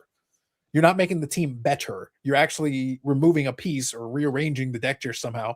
So let's say you bring him back at that. So now you got $25 million tied up in two guys and your team's no better. How does that help? So the question is, so there is a balancing act here. You do want to bring the player back. I think everybody agrees they would like to have him back, but I agree that he's entitled to ask for as much as the market will bear, and the market bears quite a bit at this point. So I'm not going to disrespect his right to ask. He should be able to ask for whatever he wants. So yeah, and it's also like we as outsiders of athletes look at it as like, oh, they're being greedy or whatever, but you have to take into account, let's say that I'm going to give Dallas this great deal and I only want $8 million. Well, he just screws up the market for a lot of other players because it's kind of like us in cards and comps, right? They look at like, okay, well, this player was, he's been this amount scorer and he's making this much money. We feel you're worth this. So if you start doing that, even if Dallas wanted to give him a deal and he was willing to take less or whatever, it can screw up. We've seen it happen in other sports too, where it kind of screws up the other players and then they get pissed off. So kind of got to go market value. Yep. So here's Robert asking a question. Why does Eric live in a high-tax state? I suppose money is no object for him. Glad you asked, Robert. This is what we call in the business virtue signaling. So Eric will say one thing and he really means something else. Yeah. Eric says he hates cheating, but he likes cycling, which is not only a euphemism for the steroids, it's also the actual sport, because cycling is the drugs. Is the drugs. Yes, it is the drugs. Eric claims to like Willie O'Ree, but hates everything about Willie O'Ree and his people. And if Willie O'Ree was alive, which he is, says you, Eric, you don't even know that Willie O'Ree died. How dare you? Okay. Why do you think you got quotation marks, Eric? You didn't even get. Did you even know that Willie O'Ree was he even there when you got quotation marks, Eric? Still don't know why he does that, but yes, because it wasn't the real Willie O'Ree. He's trying to tell you he's been dead for years. You don't even know this. He died of diabetes back in the 80s. But anyway, why Willie does that? I can't. So understand, Robert. So look, number one, Eric secretly loves taxes more than anyone in life. You know what he loves, Brandon? He loves to complain about taxes. That's the important part. If he ever was to leave, then he would have to find something new to bitch and moan about. And that would hurt his feeling. So that is the answer, Robert. He could have left anytime. The front door was always open. But nope. He's like, you know what? If I stay here, then I can complain about it forever. In perpetuity. And we like that. So we like in perpetuities. That's right. So I think you got this question asked here. Can Robertson stay resident in Texas play out of state? If that loophole was available, Brandon, do you have any how many players would be residents in Texas that were like no state tax, and then you could play anywhere you want? Then what difference would it make? I don't think a lot of people understand. They get taxed on the location where they're playing at, where they are playing. A game check. Yeah. The trick is that they get taxed. Yeah. So the trick is because by being with whatever team in that state, because half your games would be in that one, the math works out. It nets out better for you. So this is the key, though. A lot of people bitch and moan about all these other places. Like, you're not actually paying that state tax for the entirety of the season. You're paying it for the home games. So it still helps you. It still helps you because when you go to those other places, though, then it's adjusted accordingly. The game checks are per game and per state, and then it's added up at the end. But that's why I say, like, a good accountant can help you with a lot of that. Or you could, again, the NHL hasn't tried this. Now, there are a few players who have done it. Rick DiPietro. There are players who've used deferred money before. And I don't think they've closed any loopholes in deferred money. So I don't know, Brandon, maybe some of these players should look into the Shohei Ohtani idea, and then they can play anywhere they like, and it doesn't make any difference. I'm only making $1 million a year. Stop bothering me. But we're paying you until 2067. Silence. Good work. Players don't play for collectors. They play to win. Yes. Money is important. Well, some players play to win, hypothetically. But yes, in general, Jay, I agree with your point. The money is important, but a wash. Those guys want to win and get paid. Well, some of the players really do want to get paid. It depends on the player. It is a little bit based on that. I appreciate it. Love the Blue Bombers. I appreciate the reference. Good old Winnipeg Blue Bombers. And now we know why Eric pays for the like button, because he can afford to live the high tax state. True.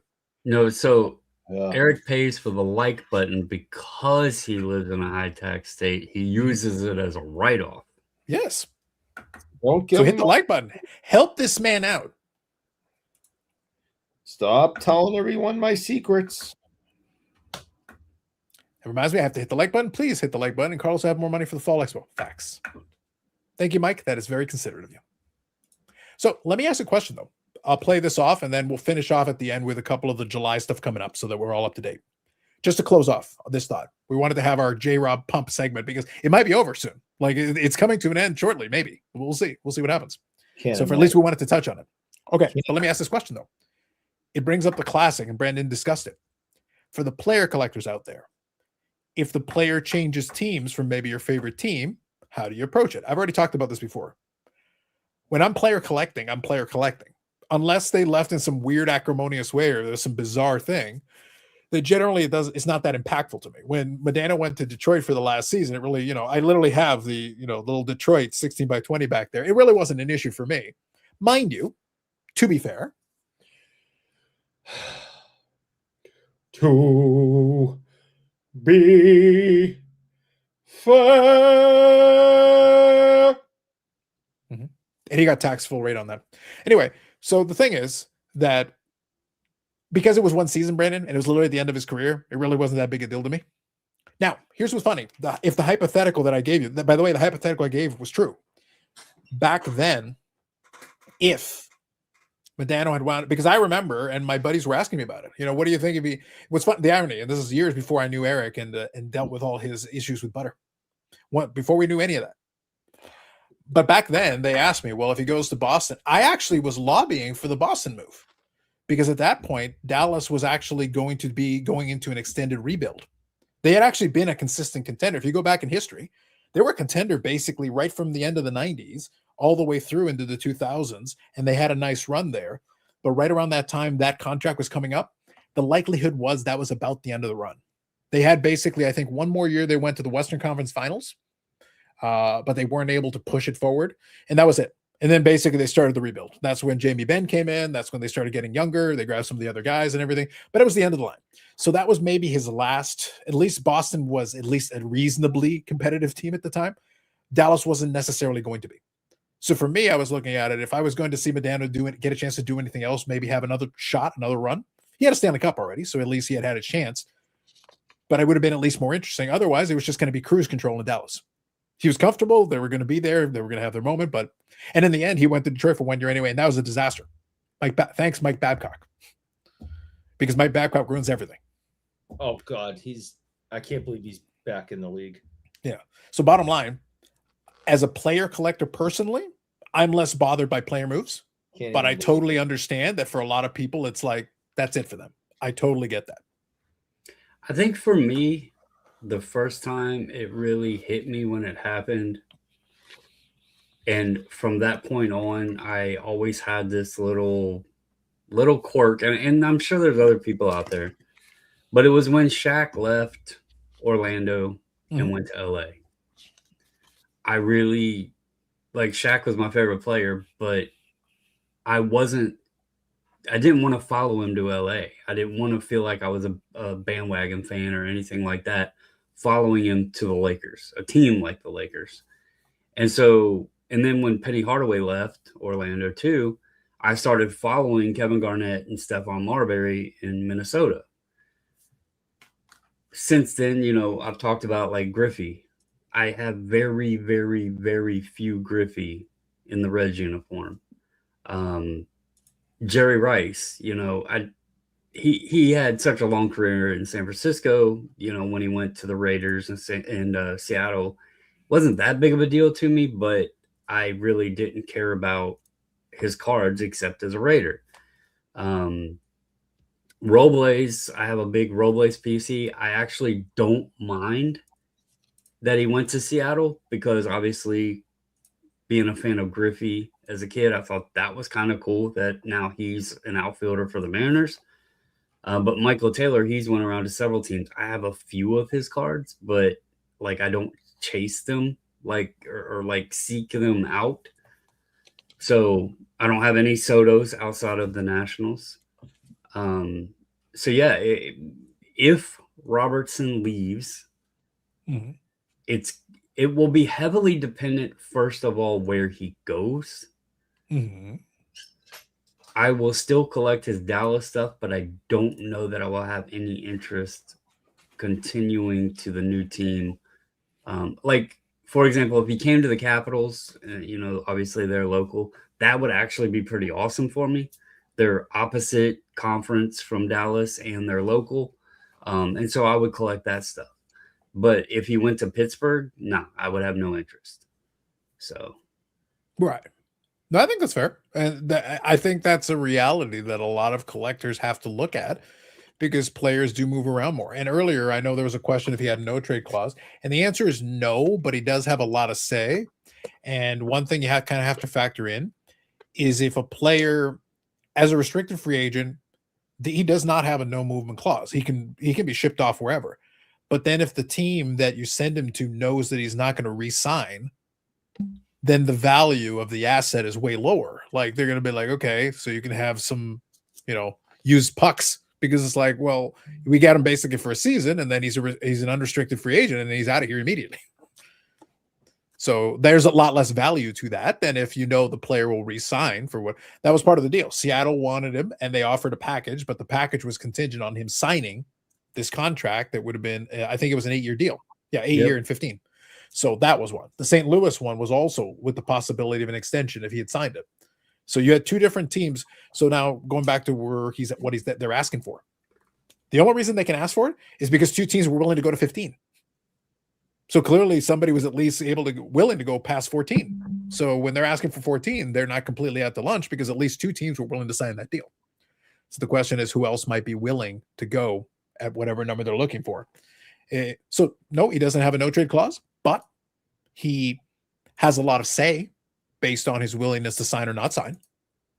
So I think that's kind of an interesting situation. And yes, Eric is taking inventory with Tickle Trunk, always. I collect Bryce Harper cards, but only in Phillies uniform. Don't care about the Nats stuff. Totally fair. And some people are the reverse. So good example, a longtime player, Frank Thomas.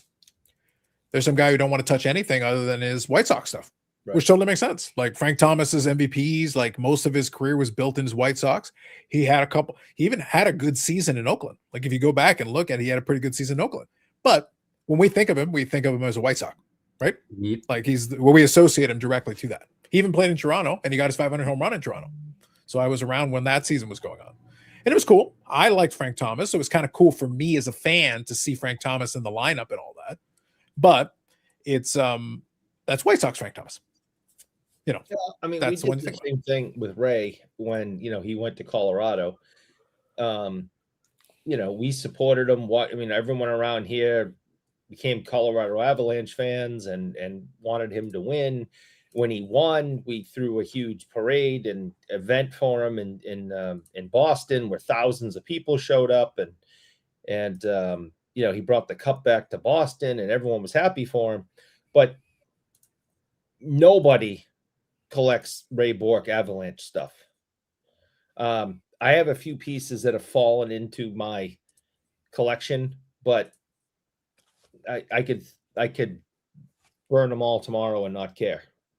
People around here just want Boston stuff because we wished him well when he went because we couldn't win him a cup here.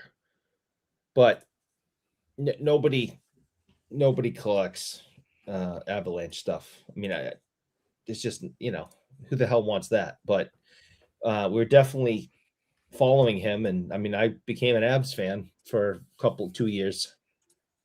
If he had gone to the Canadiens or Philadelphia, though, nope, I would have had a completely different attitude.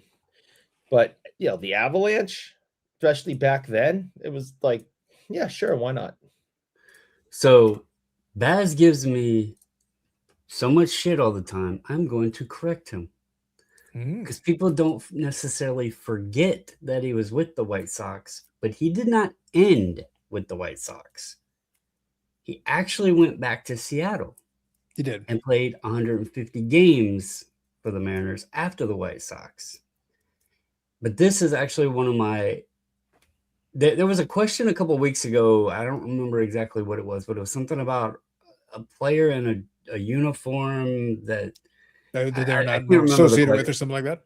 Yeah, it was something in the chat. But this one has always been an interesting one to me because, and my camera's probably not going to zoom in on it. There it is. Yeah, well, right now it's kind of zooming on your face a little bit. Yep. But he's actually in the Mariners uniform. And I actually enjoy that it has like the green and blue there. It's actually the blue refractor. But I've always found this one neat because it has the Mariners logo on the back. But on the front, they put Chicago White Sox. And obviously he's in the Mariners uniform. So I always thought that one was an interesting Griffey card. Do you think that is an error as people at who made that, Topps? Yeah. All right. Do you think someone at Topps, just when they're making these sets, they use that picture and threw Mariners up the top of it, even though he was supposed to be So this was what I mentioned, So Bass said he finished in Chicago. He actually played for Seattle in 2009. Yeah, So right at the I end. think what happened here is it was that kind of that transition from Chicago back to Seattle, because this is 09 Topps Finest. Yeah, sometimes the picture and the thing on there don't match, so it Right. can be like there'll be like a transition between one and the other. It's always kind of interesting. Well, But the picture, yes, Carlos, you're right. The picture doesn't always match the team, Yeah. but the fact that you have the picture of one team, the name of another team, and on the back you have the symbol of the Mariners, that's the part that's really confusing. If it was a picture of the Mariners and it said White Sox, and on the back it had a symbol of the White Sox, that would make sense. This doesn't make any sense to me. Yeah, see, I don't know exactly the explanation, but I will say on here, it has the Mariners logo on the back, and it says acquired free agent February 18th of 2009. So it acknowledges his free agency acquisition in 09 to the Mariners, which is funny because that above it says he was drafted by them. But I don't know. I've always thought that this was a neat one because it does pay homage to the White Sox, but everything else about it is Mariners. So, So I think luckily I had it on the desk. So this gives me an opportunity to re-show one of my favorite cards. I've shown it before, but it is one of my favorites that kind of plays into this concept of confusion in multiple teams. Trilogy, not only because it's in the silly PSA holder. Oh my, the brick. Love that. But you got Marian Hossa featured as a Pittsburgh Penguin, showing a swatch from the Atlanta Thrashers, noted as a Red Wing. That's a 3 for. Yes. And in the silly holder. Oh, God, yeah. That right there. All the pieces, Brandon, come together. All the pieces come together. Yeah, that's a mishmash. Synergies. It's a turducken of sports cards. And that all the things. That's I mean, I don't know how to label that. I mean, is it laziness? It's an abomination against the Lord. Is it laziness? Is it ignorance? Is it just not caring about your craft? What is it that stuff happens? We all hate it when the patch and whatever it is, patch, jersey, sock, doesn't match the picture. We all hate that. Why can't that be, why can't that be fixed? Why is this such an issue? But to have all three, okay, it's a Detroit Red Wings card. Why is he in a Pittsburgh jersey? Well, I mean, I understand, well, you only have so much material around. All right, you put in the Thrashers jersey. All right, fine, it's game used. Okay, whatever. But a 3-for? Like, where's quality control? Yeah. So, Mike, hold on. Mike is asking a good question. This is a valid question. But, Brennan, hang on. It probably says thrive. It said Upper Deck was usually good about. So on the back, you got the little text, right? You got the blurb there. I know it's small, so I'll read it to you. You have received a trading card with a game used NHL memorabilia that includes an autograph of Marian Hossa. True. The memorabilia has been certified to us as having been used in an official Thrashers NHL game. Atlanta Thrashers. Dun, dun. And the blue's different. It's not powder blue. That's a darker blue. But Eric, what made it good is that it actually explicitly stated on the back of the card, if there was any doubt remaining, it explicitly stated.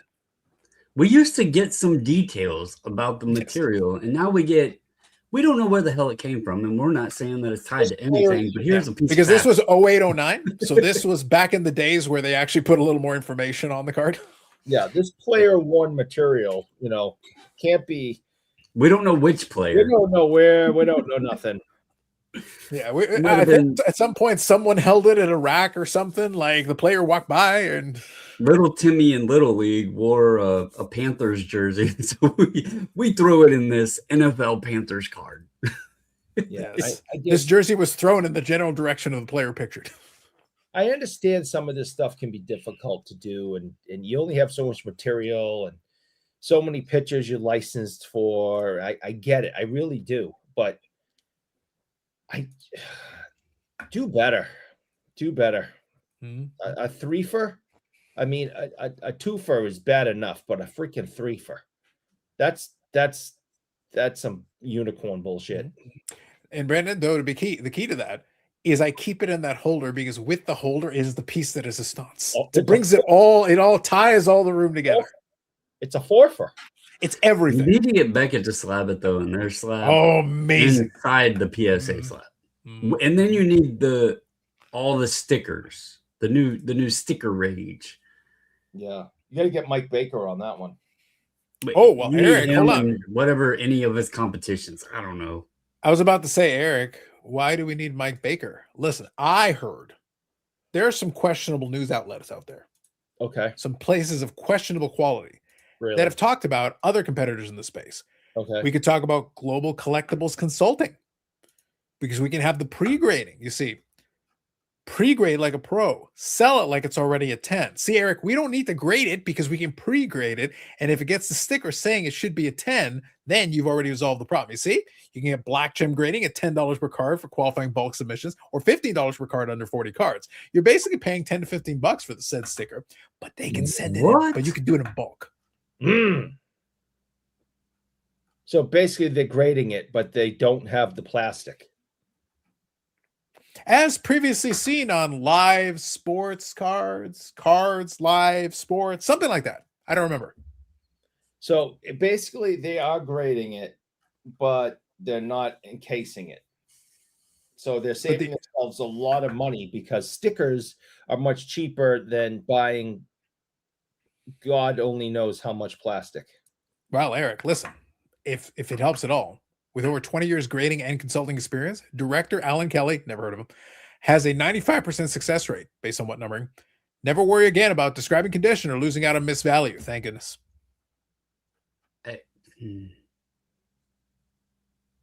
Check it out. You can have double stickers.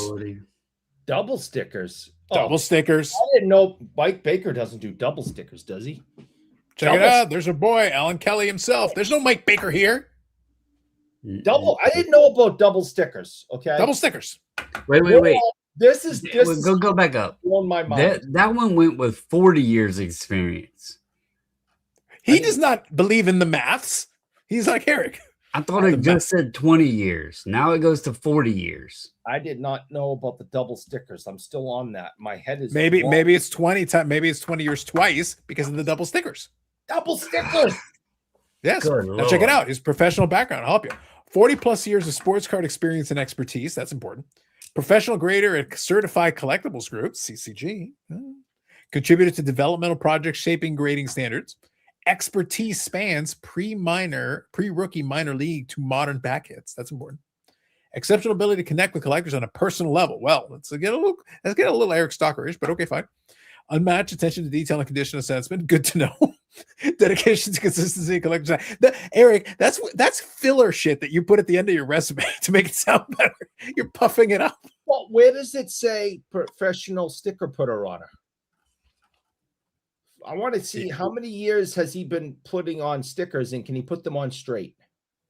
These are important things. I'm showing it to you. Check it out. You can bulk sort and select. Look. Stickers. You can dump the entire tickle trunk and they'll send it back to you with stickers on. Double stickers, people. God, check it out. Check it out, guys. He just moved the G from CGC over to the left and made his own acronym. GCC. Double stickers. I can't get over. I can't even begin to tell you how shocked. Double stickers. Listen, I saw that promoted somewhere on some random channel. I can't for the life of me remember what it was. I'll have to think about it, Brandon. Like, I'll figure it out. Is this type of stuff putting us into phase 2, maybe even phase 3 of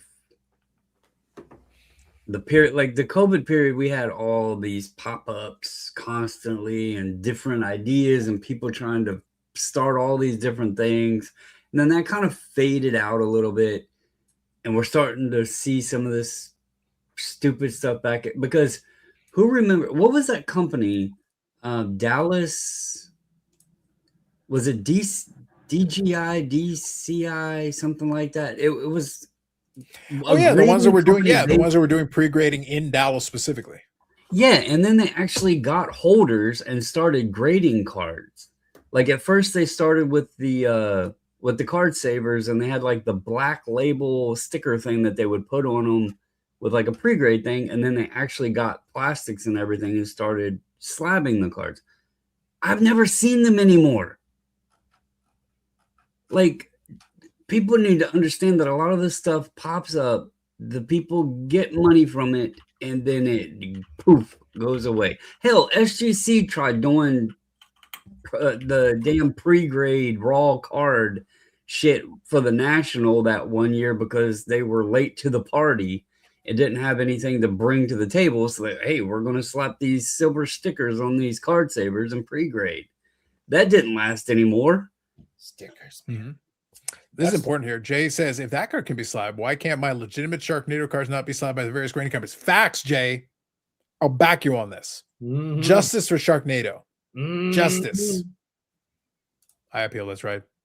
So, Eric, like I said, look, that sounds to me like a completely legitimate outfit, Eric.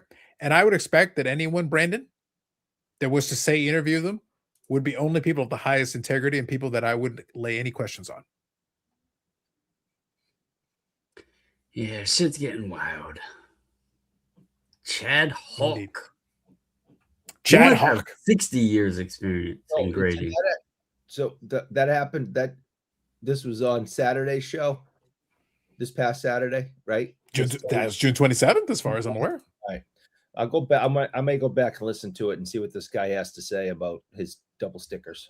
You let us know how it's the future. You let us know.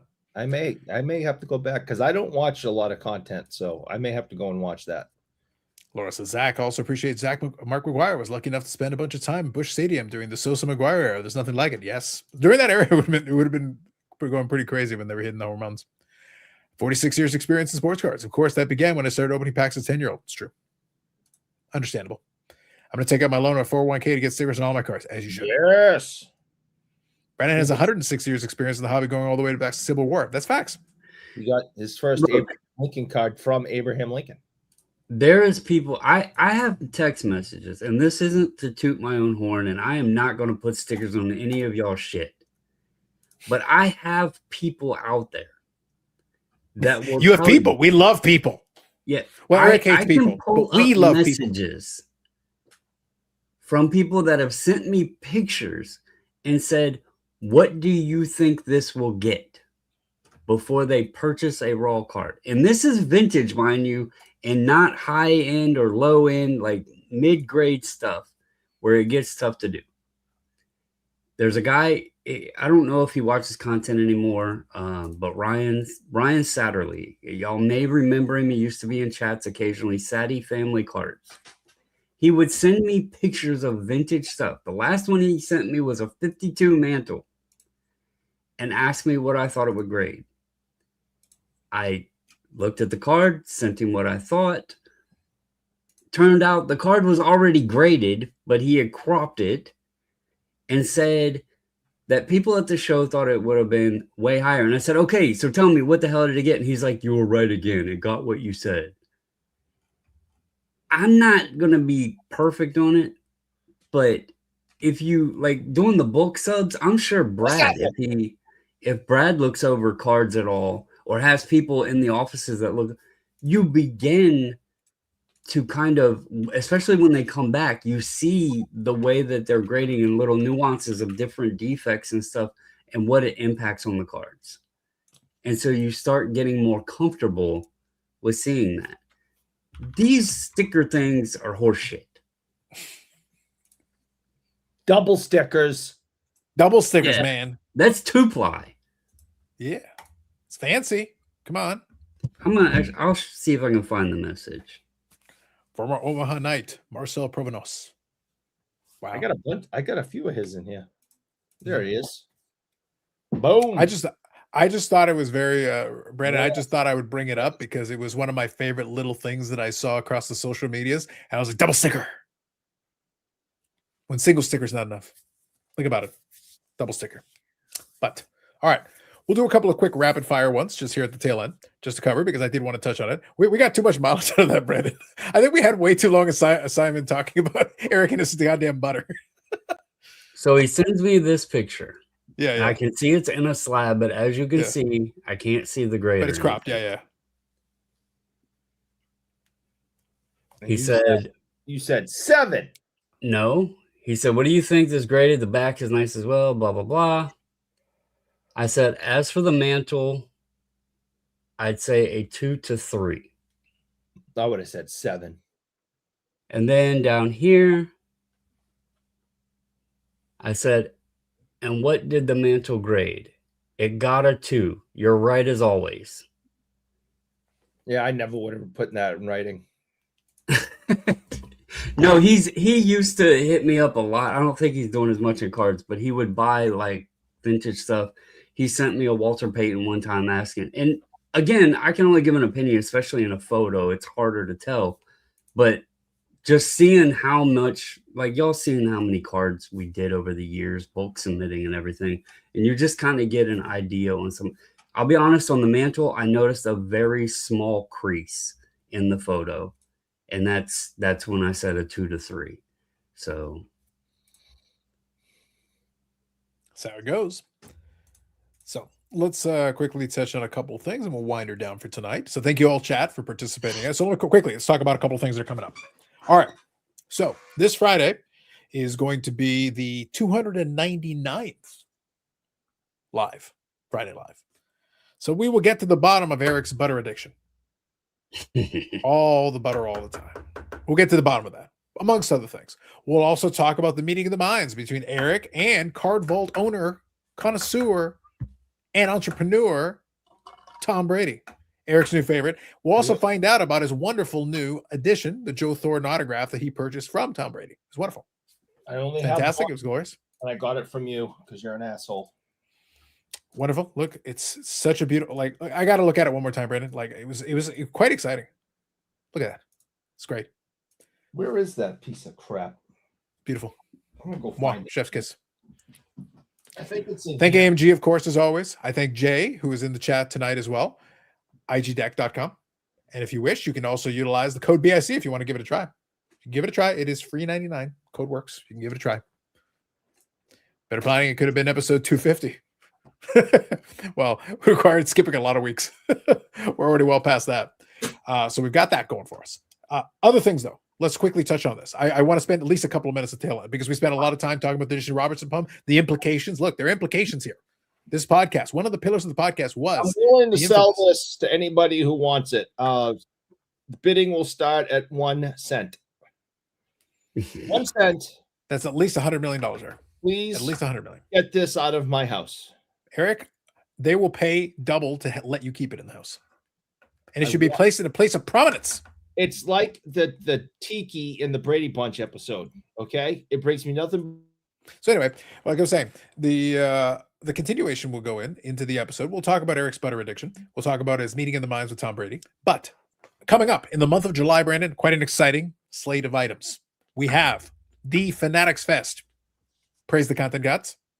I'm waiting to see what happens. So we'll see how that goes. The National at the end of the month, of course. And we've got multiple birthdays. Multiple. And you see it's in quotation mark, Eric, because Willie O'Ree knows. Willie O'Ree knew, or at least the person playing Willie O'Ree, because again, Willie O'Ree has been dead for years. But going in, I think we've got that.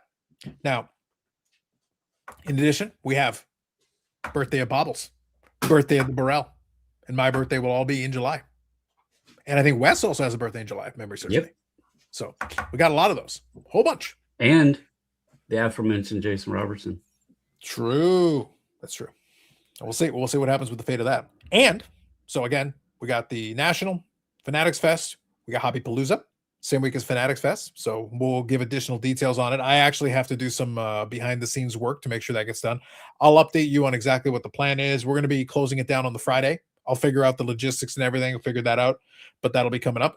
But again, I'm mentioning it now because this is only Brandon, it feels like it's further away because it's still technically the end of June, but that's only weeks away now. It's actually not that far. Like, it's actually closer than you feel. Like, oh, actually, that's not that far away. So that's crazy. Excellent, Stu. I love it. There you go. Another July. Love it.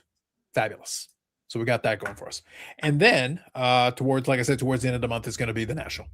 So we'll have our annual, not national coverage. And like I said, and the same week as my birthday will also be the Nova Scotia Expo. So we'll find out. The Gong Show guys will be there, amongst others. We'll talk. Maybe I'll reach out to Brad and we'll see if we can talk about him after the fact and see how that went, because AMG will be participating. They're not running it, but they will still be participating. And we'll talk about that on the AMG podcast coming up this week. And then also at the same time, when all that is said and done, we'll also figure out basically what's coming up into the future shows, because depending on how that goes, then we'll have a couple of other ones, because there's one in Saskatchewan. The Gong Show guys will be at that one coming up as well. Eric wanted to go. The Saskatchewan one was the most exciting one. He wanted to see the wheat. It's going to be very exciting. Wheat as far as the eye can see. Well, before we know it, November's going to be here. It's getting there, man. So we'll see what we can get through. And then, like I said, the weekend of my birthday, episode 300. 300 live streams. The longest running episodic, whatever it is, we don't know. And Brandon, this one continues to churn on. I think we're going to skip we're going to creep towards it. This is 186. I'm trying to remember, like, how close do we get to 200 before the end of the year? It's going to be pretty close. I think we can get there. Is the 300 just card content, or does that include your other stuff? 300? No, the 300 is only the Friday and Sunday previously live streams. Only since I started doing that every single week. It doesn't count the bonus lives. It doesn't count the special post-game show and Brandon interview Old Man Tag. It doesn't count that. That is not counted. That was good. That was a good time. So Brandon technically surpassed comfortably 500 live streams. Comfortably already north of that. I'm talking only 300 from the longest running episodic, whatever it is, we don't know. I got to find out what episode I started on when I made my first appearance, and then figure out how many I've done, because the answer is too many.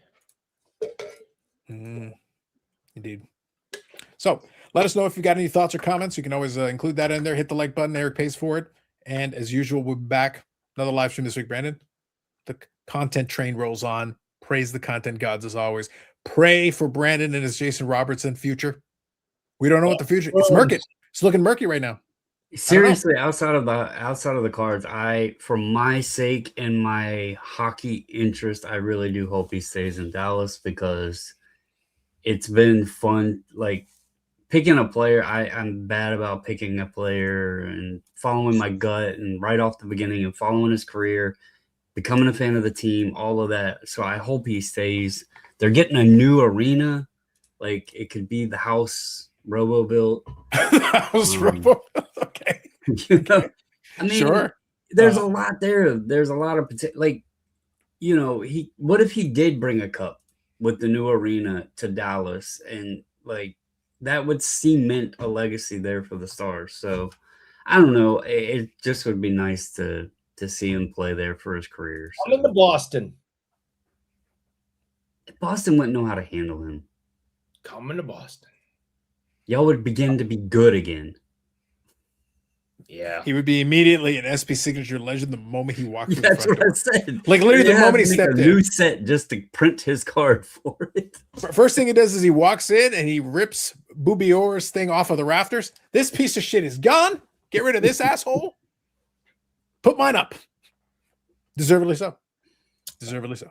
He's also genuinely like a good dude and does a lot for the city and everything, like the kids and all that too. So I hope he stays. Mm-hmm. I hope Good he night, gets Carla. to be honest.